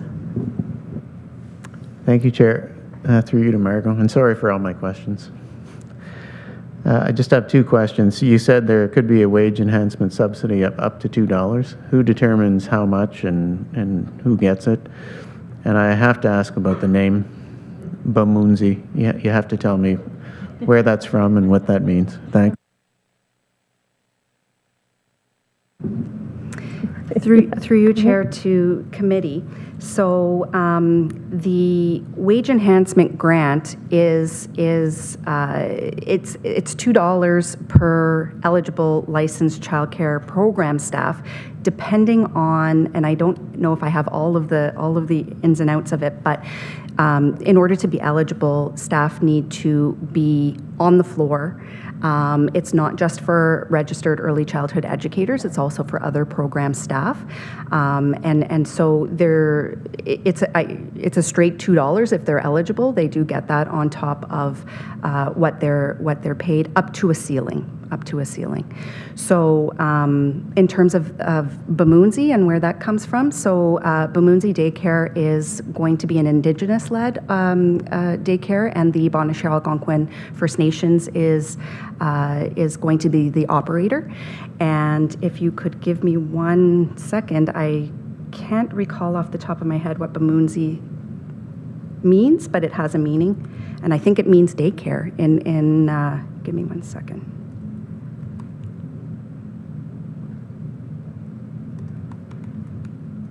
I apologize for not having that offhand. That's a great question, by the way, while we're waiting for the answer.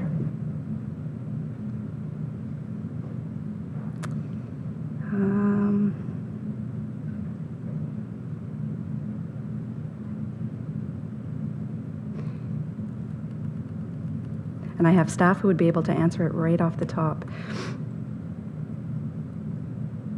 To care for a child is what it means.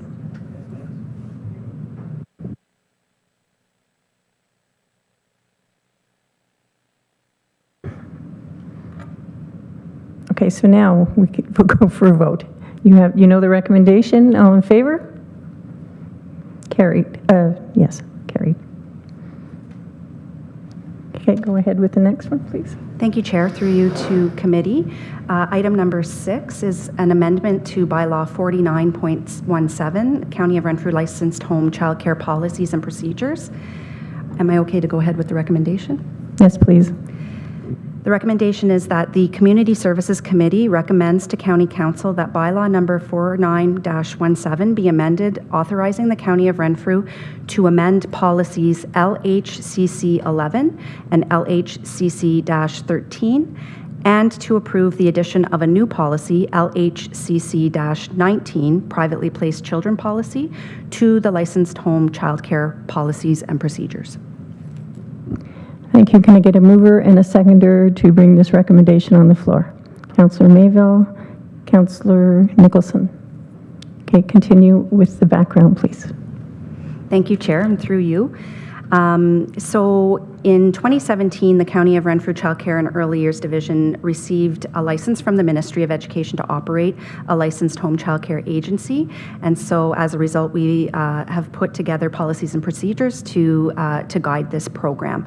So LHCC, which just stands for Licensed Home Child Care, -11 is, the policy is standing bodies of water. And we are recommending that there is a slight amendment to clarify the definition of access in order to meet the requirements of the Child Care and Early Years Act. And so the only change on this particular policy is to add, for the purposes of this policy, access is defined as contacting by means of approaching or entering the body of water. LHCC-13, compliance and contravention policy.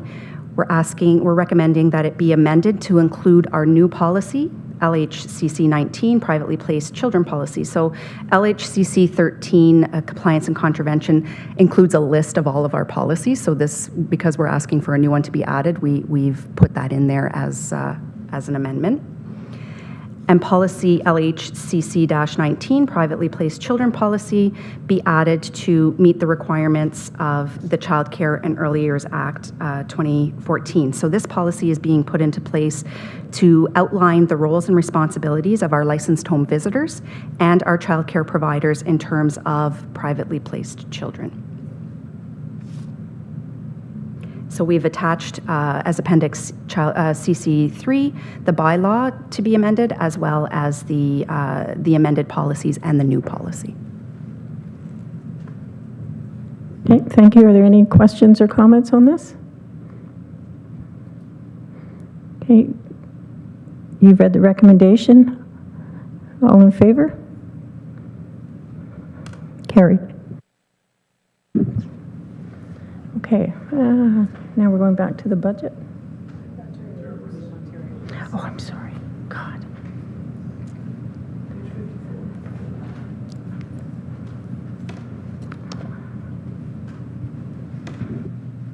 Okay, we'll go to the Ontario Works report. Andrea? Thank you. Thank you, Chair, and through you to committee. Good afternoon, members of Community Services Committee. My report starts on page 54 of your package. Information item number 1 is the Ontario Works caseload statistics. So committee will note some of the caseload trends here over the past 2 years. Just by way of some background, we did experience a caseload decline throughout much of 2021 when the federal financial benefits such as CERB were available to members of the community. And when those federal benefits did end, we started to see our caseload increase, and it's been increasing throughout 2022 and into 23. However, we do remain at a level that is lower than our pre-pandemic levels. In March 2020, the caseload was 1,327. So just by that information, we are lower than pre-pandemic. Moving on to information item number 2, I've included some information for committee regarding our caseload demographics. So the first chart at the bottom of page 54 gives some information about the Ontario Works caseload benefit unit composition. So committee will note that the majority of Ontario Works recipients are single people, 59% of the caseload, followed by sole support parents at 34% of the caseload. And as we move over to page 55, the top of page 55 has a caseload breakdown within each of our 4 offices across Renfrew County for your information. And the chart at the bottom of page 55 has a breakdown of the Ontario Works caseload by municipality. Moving on to page 56, information item number 3 is regarding the Canada Dental benefit. So this is a federal benefit that was introduced to provide $650 per year over the next 2 years to eligible families. The intention of this benefit is to be a temporary benefit while a national daycare program is being developed. I've attached for committee's information a memo from the Director of the Social Assistance Program Policy Branch giving direction to the field that this benefit is to be exempt as income when considering eligibility for social assistance programs. By legislation, all income that recipients receive is to be deducted as income unless it's specifically exempted by legislation. So when there are new benefits such as this that are introduced, there do have to be legislative amendments in order for us to exempt them and ensure that social assistance recipients are benefiting from the new items. Item number 4 is regarding the one-time federal top-up to the Canada Housing Benefit. And again, this is a federal benefit which provides a one-time top-up of $500 to eligible Canadians to help with housing affordability challenges. And again, we were given direction that this benefit would be exempt as income for the purposes of calculating Ontario Works and Ontario Disability Support Program benefits. And the final item in my report is item number 5, the Social Assistance Caseload Forecast Report. This is an annual exercise that's conducted by the Ministry of Children, Community and Social Services, and it uses social assistance data and labor market information to put together a forecast both provincially and by municipality of the anticipated caseload forecast over the next couple of years.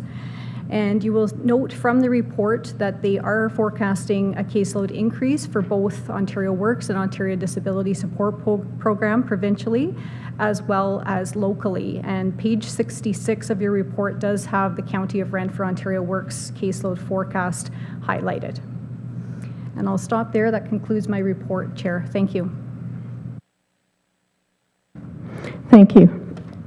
Okay, we'll go back to the information items. Any questions or comments on number 1, Ontario Works caseload statistics? Seeing none. Number 2, caseload demographics.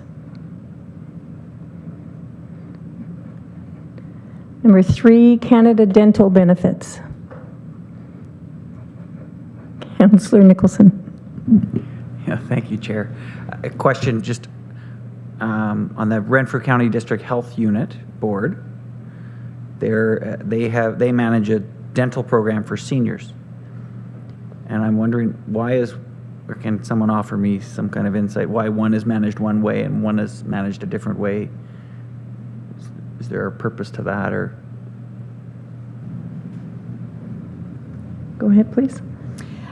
Through you, Chair, to Councillor Nicholson, I'm not sure if I have the full answer, but I can comment that the Renfrew County Health Unit also operates a program, Healthy Smiles, which provides some dental coverage for children as well. This, to my understanding, as it's a federal benefit that is being introduced to cover some out-of-pocket dental expenses for children, maybe preventative and so forth. So this is a benefit, I think, while they are looking to introduce greater coverage in a more national program. Hope that helps. Sorry, my misinterpretation of it. I read it incorrectly, but thank you. Okay, any more comments on that one? Okay, item 4, the one-time federal top-up to the Canada Housing Benefit. Seeing none. Number 5, Social Assistance Caseload Forecast Report.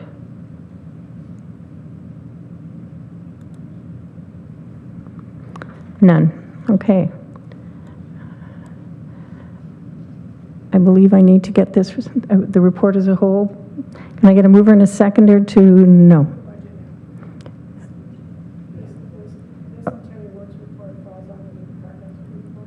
Okay. Okay, we'll go to the budget, next budget item, which was item 5. We are on pause. We need some background music.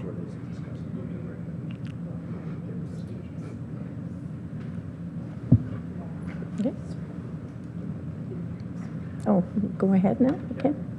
Okay, we'll go to item number 5.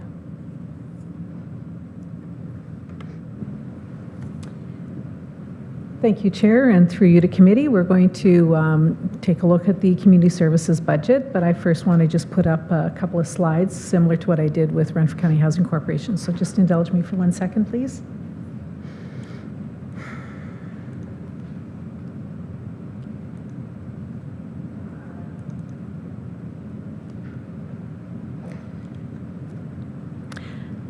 So what I've put together is just a quick overview, financial overview of our budget, and then we'll go into a deeper dive into the 3 departmental budgets. So just to give you some view as to the financing and the financial pieces of our budget.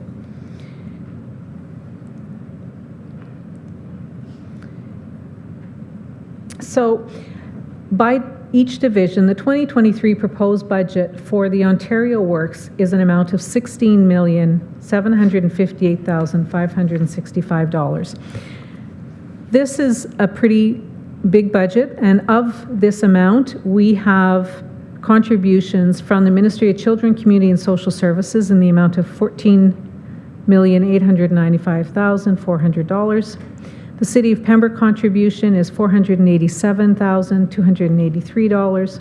The County of Renfrew contribution is $1,370,882. And then we have an Ontario Energy Board contribution of $5,000.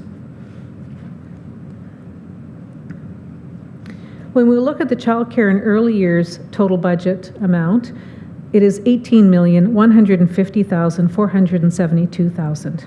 The Ministry of Education contributes $17,531,811, and this may be information that you recall from last month because we had to enter into the transfer payment agreement on this amount.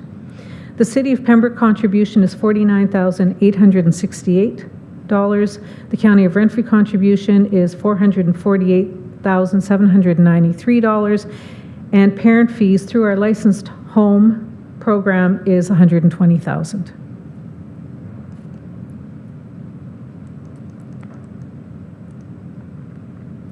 Then we have the community housing budget, and that is $12,171,426. The Ministry of Municipal Affairs and Housing contributes $6,262,992. The City of Pembroke contributes $546,457. The County of Renfrew contribution is $5,126,977, and the Renfrew County Housing Corporation contribution is $235,000. And of the total, $12,171,426 expenses, $10,493,545 is a transfer of funding to the Renfrew County Housing Corporation. So you may recall from the Renfrew County Housing Corporation Board of Directors, when we spoke earlier, money comes through to the County of Renfrew, and the County of Renfrew transfers to Renfrew County Housing. So putting it all together from a community services view, our total budget is $53,702,269. Overall, the County of Renfrew contributes $6,922,973. The City of Pembroke contributes $1,083,608. Government of Ontario contributes $39,164,280, with other contributions of $6,531,408. So I just want to give you a financial overview because we were talking about large numbers, but it does break down into each division, and I felt it was important for you to see the contribution from the provincial government, contribution from the City of Pembroke and the County of Renfrew. With such a large contribution from the provincial government or the Government of Ontario, with their contribution comes many regulations and requirements. So while we have certain program deliverables, we have requirements to meet under each and every department. In order to achieve the provincial guidelines. So I will stop screen sharing, but certainly can come back to this if anybody wants to see this again. Thank you. So going into our budget document, I'll take you to page 68 in your package. And you will see that this is the overview of the budget. We have pressures, of course, and we have made some changes to our budget in order to meet the budget targeted amount.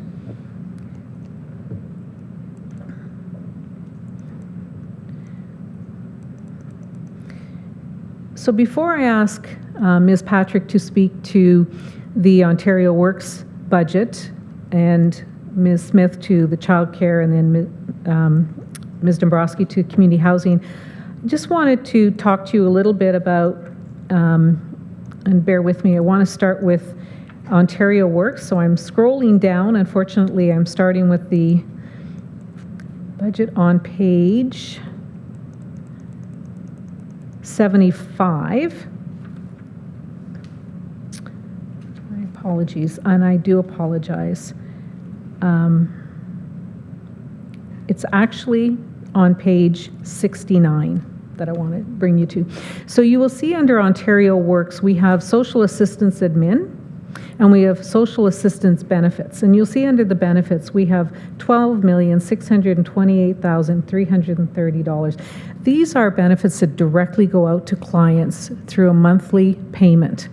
So the County of Renfrew receives the funds from the ministry. We actually flow the funds out. We do a reconciliation process and are reimbursed for those funds. Is that correct, Daniel?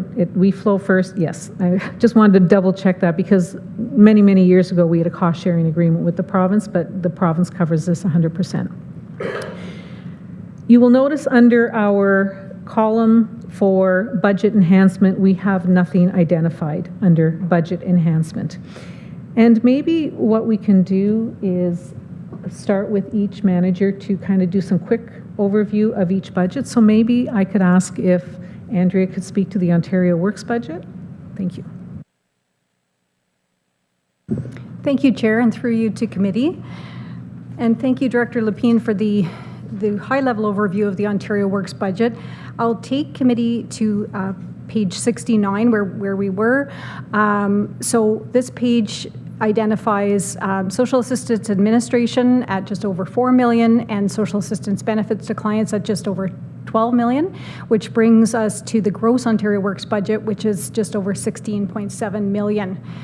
You'll then see underlined our net budget, which is just over $1.3 million. And that's, of course, a result of the cost sharing that we have available. So the social assistance administration costs are cost shared 50-50 with the province of Ontario.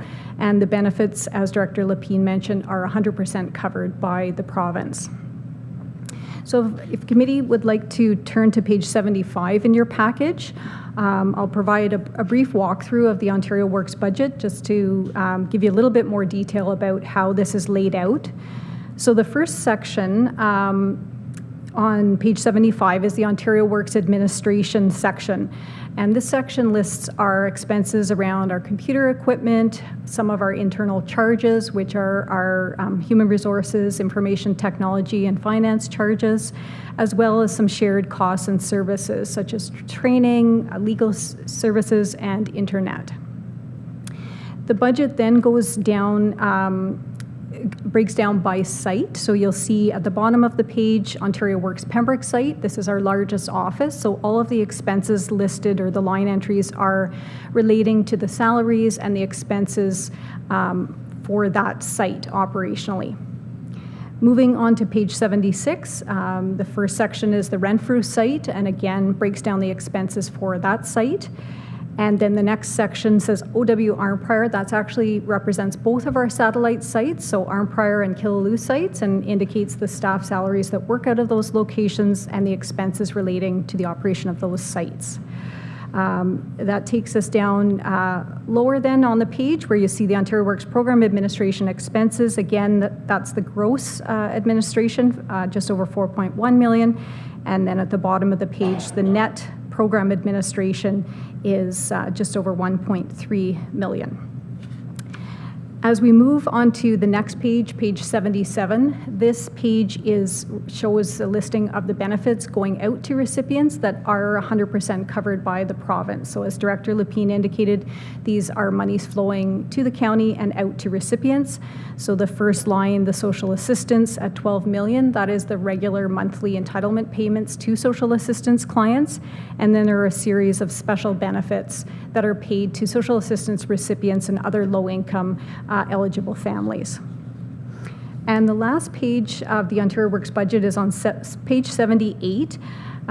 This is mostly made up of some previous funding lines. You will note that many of these are at zero as they're no longer applicable.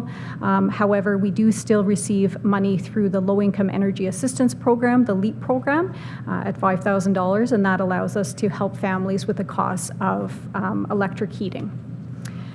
And that is a walkthrough of the Ontario Works budget, but I'm happy to answer any questions that committee may have on any of the specifics there. Thank you, Chair.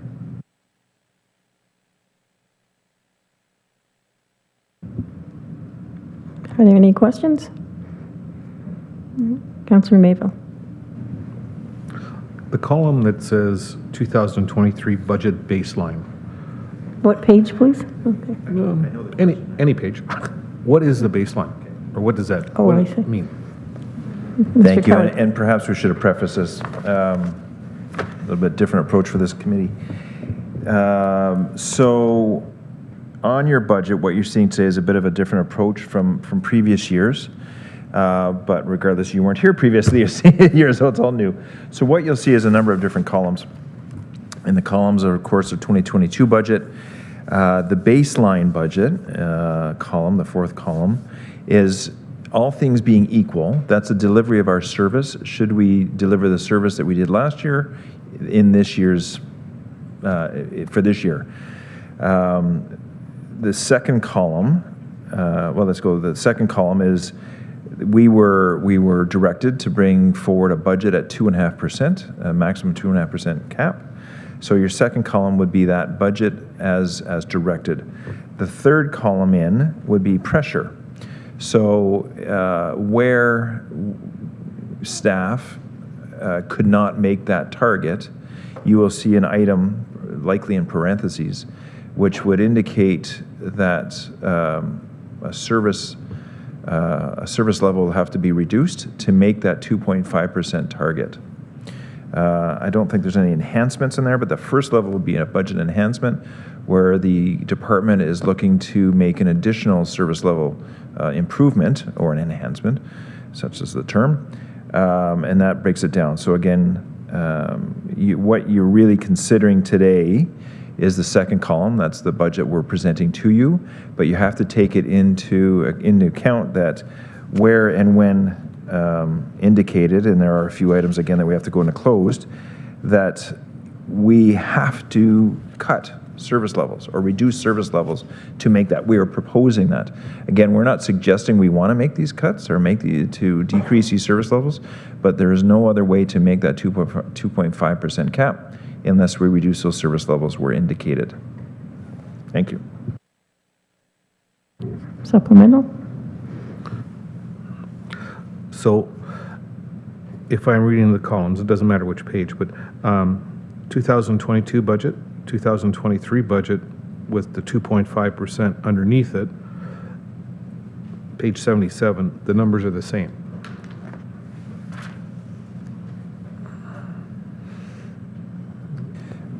You're likely correct, through you, Chair. In this particular one, it would seem to me the Ontario Works Social Assistance number has not changed. That's the number we have been given from the province.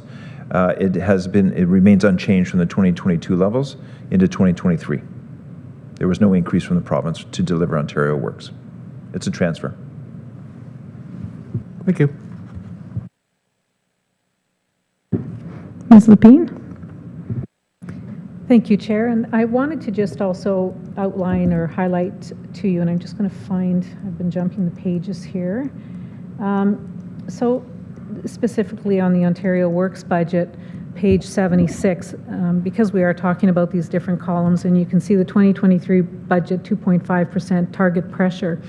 And you'll see midway through the page, there's two different numbers. There's one in brackets, $57,783. And this is a budget pressure. So we have a lease with our Empire office. We entered into a 25-year lease many years ago when we, County of Renfrew, purchased that building and renovated it for our community services. And so we have, we are fortunate right now that we have paramedic services that are able to assist with the cost of our lease in that building. And so we identify it as lease because that is our responsibility, but we are having some assistance through paramedics there. But you'll see up above renovations of $12,000. And that is because we have plans and we have interest and intention to utilize our community housing common spaces in our buildings to start to bring more services into our community housing buildings. And we have common rooms in most of our buildings, and what we want to do is bring community housing staff and Ontario Works staff into these buildings, bring services to them. So there would be some renovations because these are common rooms. We need to make some space adjustments so that we are able to bring services to our tenants, which are also Ontario Works clients and ODSP clients. So, because we often have clients come into our offices, and that works in many cases, but we find that the proactive approach, and we certainly talked about it at our board meeting, Renfrew County Housing Board meeting, about the importance of bringing services to clients. So that is an item that I just wanted to identify to you as well, that we have put that in there because that is our hope and our plan that we can do that in the coming year to bring services to our tenant buildings and enhance our relationships with our clients and tenants. Thank you, Chair. Okay, now I'm totally lost as to where we are here. Councillor Mayville. I'm sort of a number picker, but if I'm looking at page 75, and then I go to the 22 budget, and then I go to the 2.5 column, so that's a decrease from 22 to 23. And if I look at every site, it seems like it's a decrease, so there's not really an increase on any of the sites.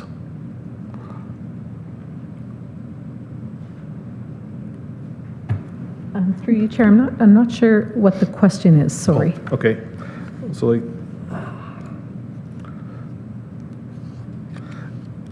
so take for example on page 75, the Pembroke site, it goes 1.693 to 1.670. So that's a decrease in their budget. So is that where we're looking at, is a decrease in their budgets? And same with other sites?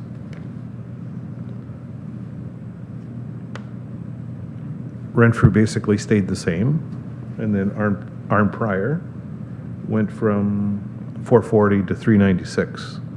So we're decreasing those numbers, or am I not looking at the right thing? Okay, please, yes. Thank you, Chair, and through you to Councillor Mayville. I think just if I can speak generally, as CAO Kelly had indicated, in order to try to meet the 2.5%, we have been looking for where we can find efficiencies and make reductions in order to offset some of the cost expenditures. So we have, looked to find some reductions in the budget, and I'm not sure if Mr. Foster or Mr. Burke, who helped us a lot with this, has anything further to add, but we have looked to look at where we can find cost savings in order to meet the 2.5% mandate.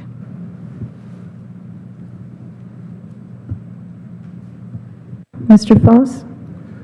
Thank you, Chair, and thank you for the question.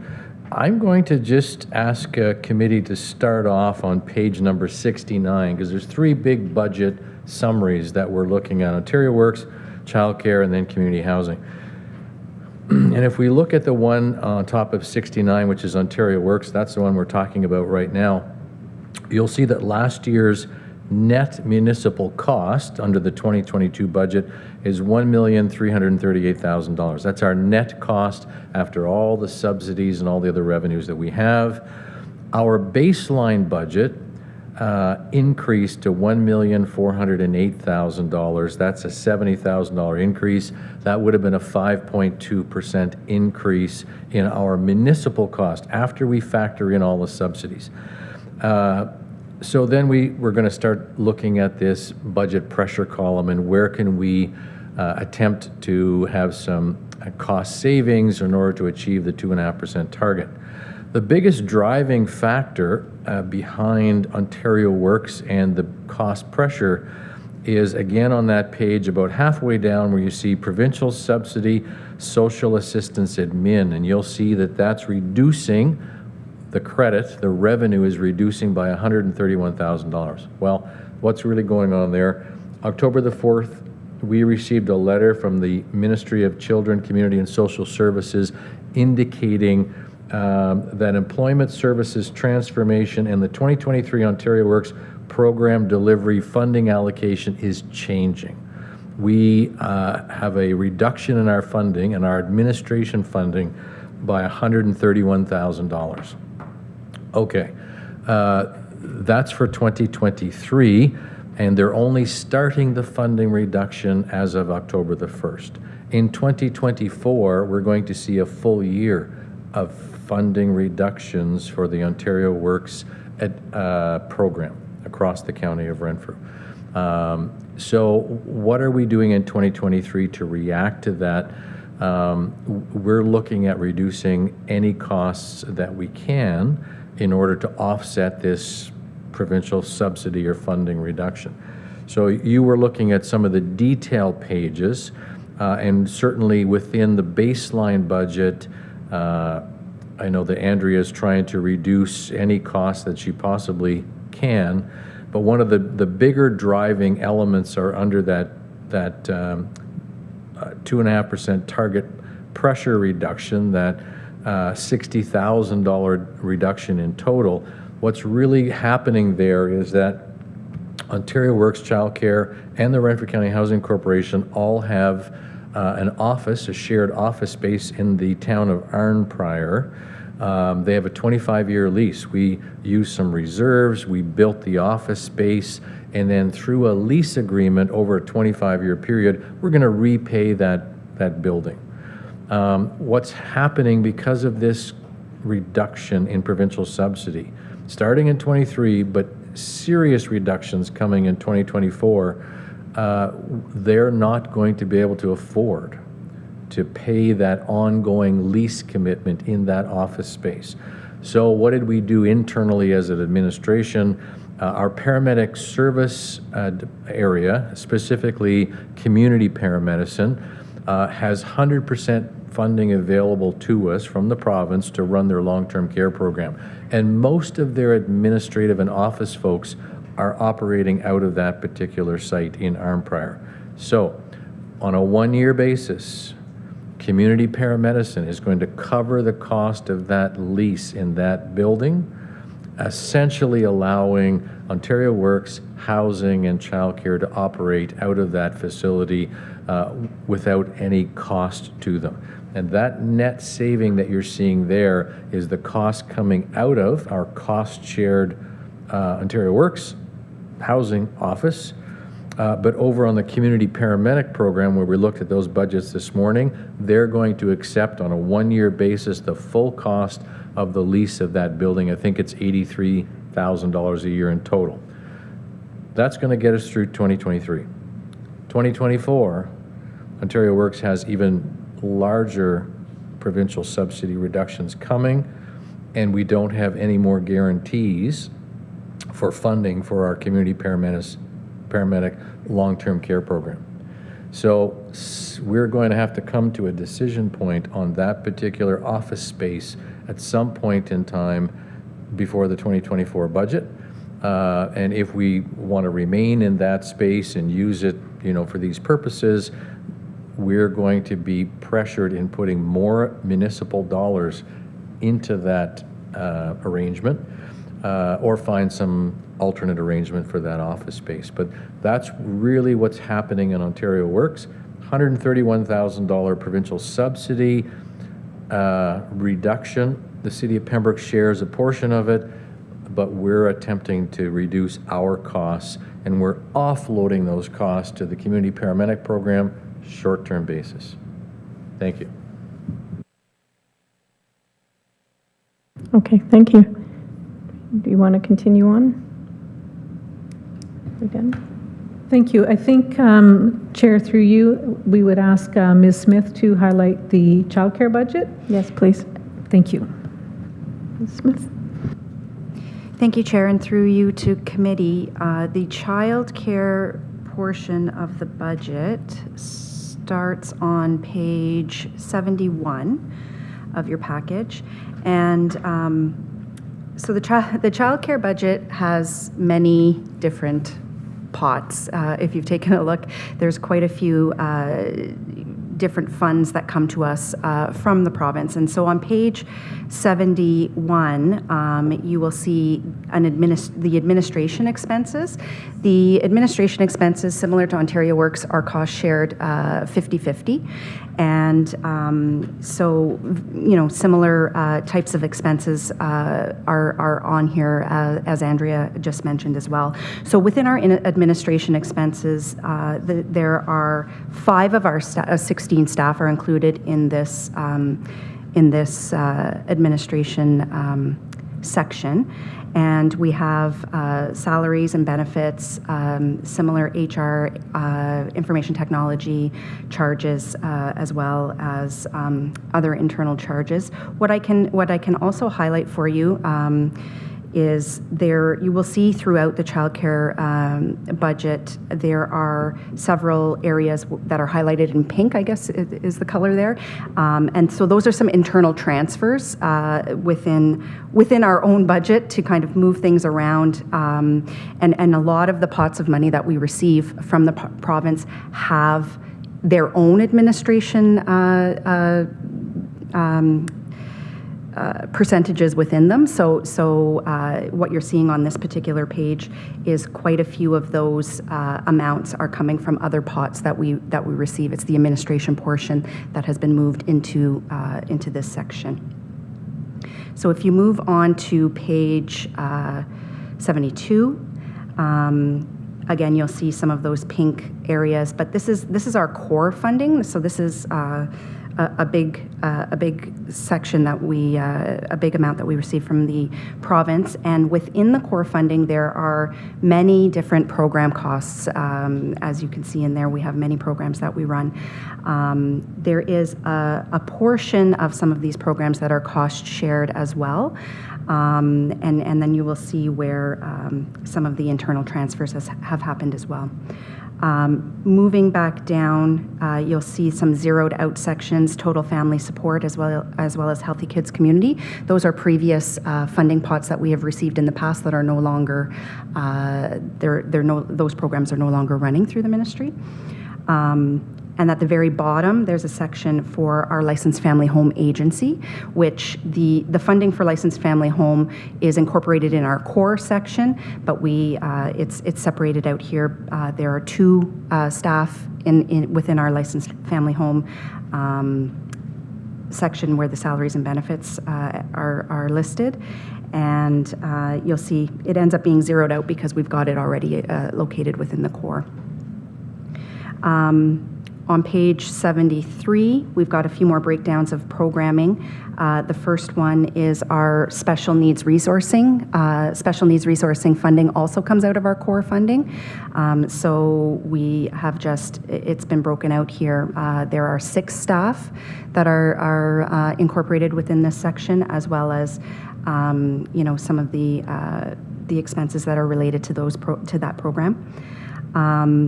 And then we have special purpose funding. So again, a lot of these are no longer in play. Some of the COVID funding that we had received previously, we don't have for 2023. However, a lot of the programs that are listed here are already within our core, because the special purpose is also within the core section. It's a little bit complicated. I can speak to the workforce funding that is in this particular section. Workforce funding is an initiative that the ministry provided us with as a separate pot of funding, and they provided dollars for us from January 2022 up until March 31st, 2023. So that is why there is a lesser amount for 2023 versus 2022. Those funds are ending March 31st. And then on page 74, we have our early on budget, which is our early on centers throughout the county. We have 2 staff included in that particular budget, plus the program costs. And then the next section is our CWELC. So this is the Canada-wide Early Learning and Childcare. And sorry, I should have mentioned that the early on and the CWELC, as well as the workforce funding, are 100% provincial funds. CWELC funding is a big chunk of the budget as well, and a lot of that is with relation to the fee reduction that is provided back to the operators, and workforce compensation and cost escalation as well. So when it comes down to it, the total childcare costs in terms of municipal share is $448,793 after we also deduct the City of Pembroke has a share as well. I'm happy to answer any questions. There's a lot of lines there. Are there any questions? No? Good. Okay. One more? Carry on, please. Thank you, Chair. We've held you captive all afternoon. I appreciate this. Through you, Chair, to committee, on page 70, we're going to talk a little bit about community housing. I think it's probably the easier one to see, because really what you see is money coming in and money moving out. So most of the lines are pretty similar. We do have a budget pressure, which is the $161,764, and this is to help offset within Renfrew County Housing to help balance that budget. But again, like in previous discussions, you'll see some zeros in there. That's because those programs were in existence at one time, but accounting rules indicate that we keep them on for a period of time. So you'll see zeros currently and maybe for the last year or two, but at one time those funding dollars did exist.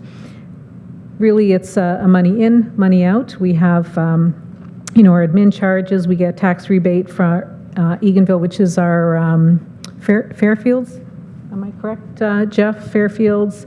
Yeah, so we have some tax rebates for some of our properties, or some of the properties in Eganville, Armpar, and Petawawa. We have our HR charges, IT charges. We support, as I mentioned previously, our nonprofit housing providers.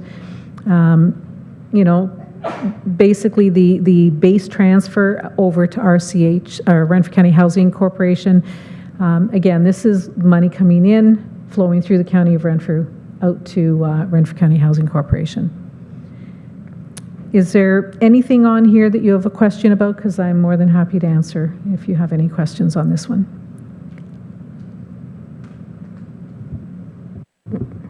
Mr. Kelly. Chair, I would suggest that Councillor Nicholson had a comment about the budget during our RCHC. I'm trying to remember what the motion was now. It was a letter with regards to, it was a letter, I believe, with regards to our share. Right. Okay, so that can exist outside of the motion that's on the table. Okay, fair enough. I just want to be sure that it exists. All right, thank you.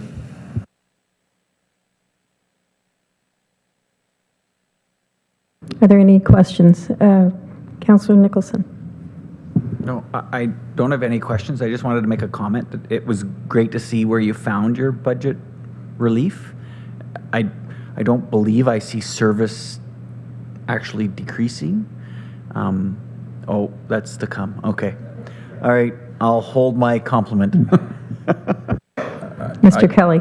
Thank you, Chair. To committee. So this is where I would say the presentation I sense is now completed. However, what I would suggest is you get a motion on the table and I'll read that into it. And then I would also suggest after you get that motion that you have a motion to go into closed, because there are some impacts that we need to discuss in camera. So if I can, I know we amended it and we chatted beforehand. I can read that for you. I sense that's fine. Please do. Is that the amendment to the written motion would be that the Community Services Committee recommends that the draft 2023 Community Services Department, Ontario Works, Community Housing and Childcare budget, and the draft 2023 Renfrew County Housing Corporation budget as presented by the Renfrew County Housing Corporation Board of Directors be forwarded to the February 22, 2023 County Council Budget Workshop for approval. So then we get that motion on the table, and then we'll go into closed. A mover and a seconder to put this update, no, not, what's the word?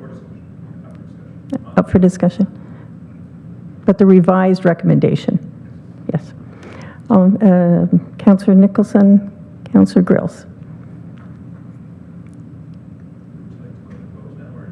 Do I need a resolution to go in close? Right, or? so now they can speak to this, or they can wait until they hear what they hear in closed, and then come back and have discussion, but you're still open for discussion now on the details that were presented to you today. So I would probably recommend we go into closed, and then when we come back out, there could be further discussion. Okay. So do you have a motion to go in closed? Or I do not yet. That's you would, if you could ask for a motion to go in on camera. Okay, we do this differently. Okay.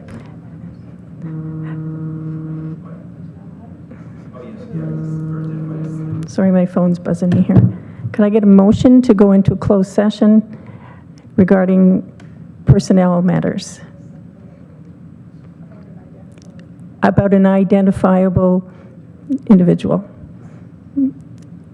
Councillor Service, Councillor Nicholson. All in favor? Carried.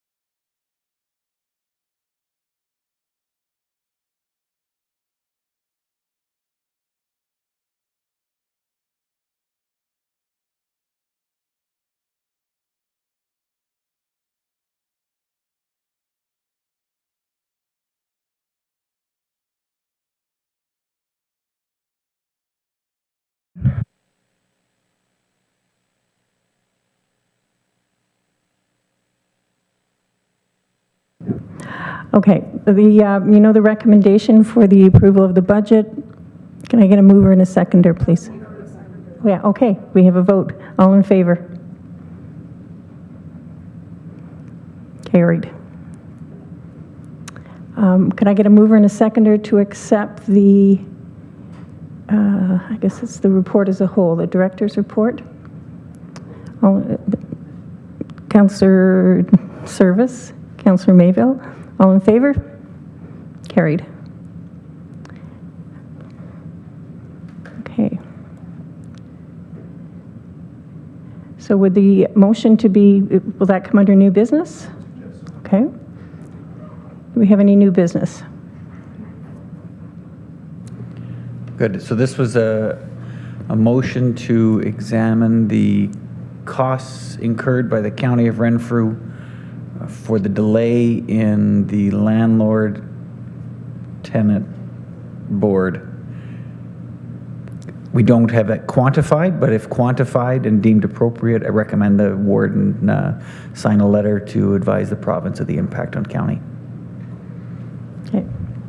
Mr. Kelly. Right, so I'll help out Councillor Nicholson. So what I would suggest is that the motion is to direct staff to examine the landlord, oh my gosh, yeah, the landlord-tenant board and all the, yes, you got that part, and bring back a report back for consideration for a letter to the minister. We'll find, yes. We'll fix it up. My gosh, it's been a long day. We'll sort it all out, and I'm sure I can work with Wendy and the director on this one just to figure it out.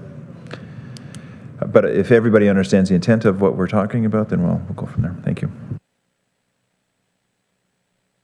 Okay, so I need a mover and a seconder to approve this motion. Councillor Nicholson will move it. Councillor Grills. All in favor? Carried. Okay, I believe that's it. We go to the date of the next meeting, Wednesday, March 8th, 2023. That is International Women's Day, by the way. And there are a lot of events going on across the county. Can I get a mover and a seconder for this?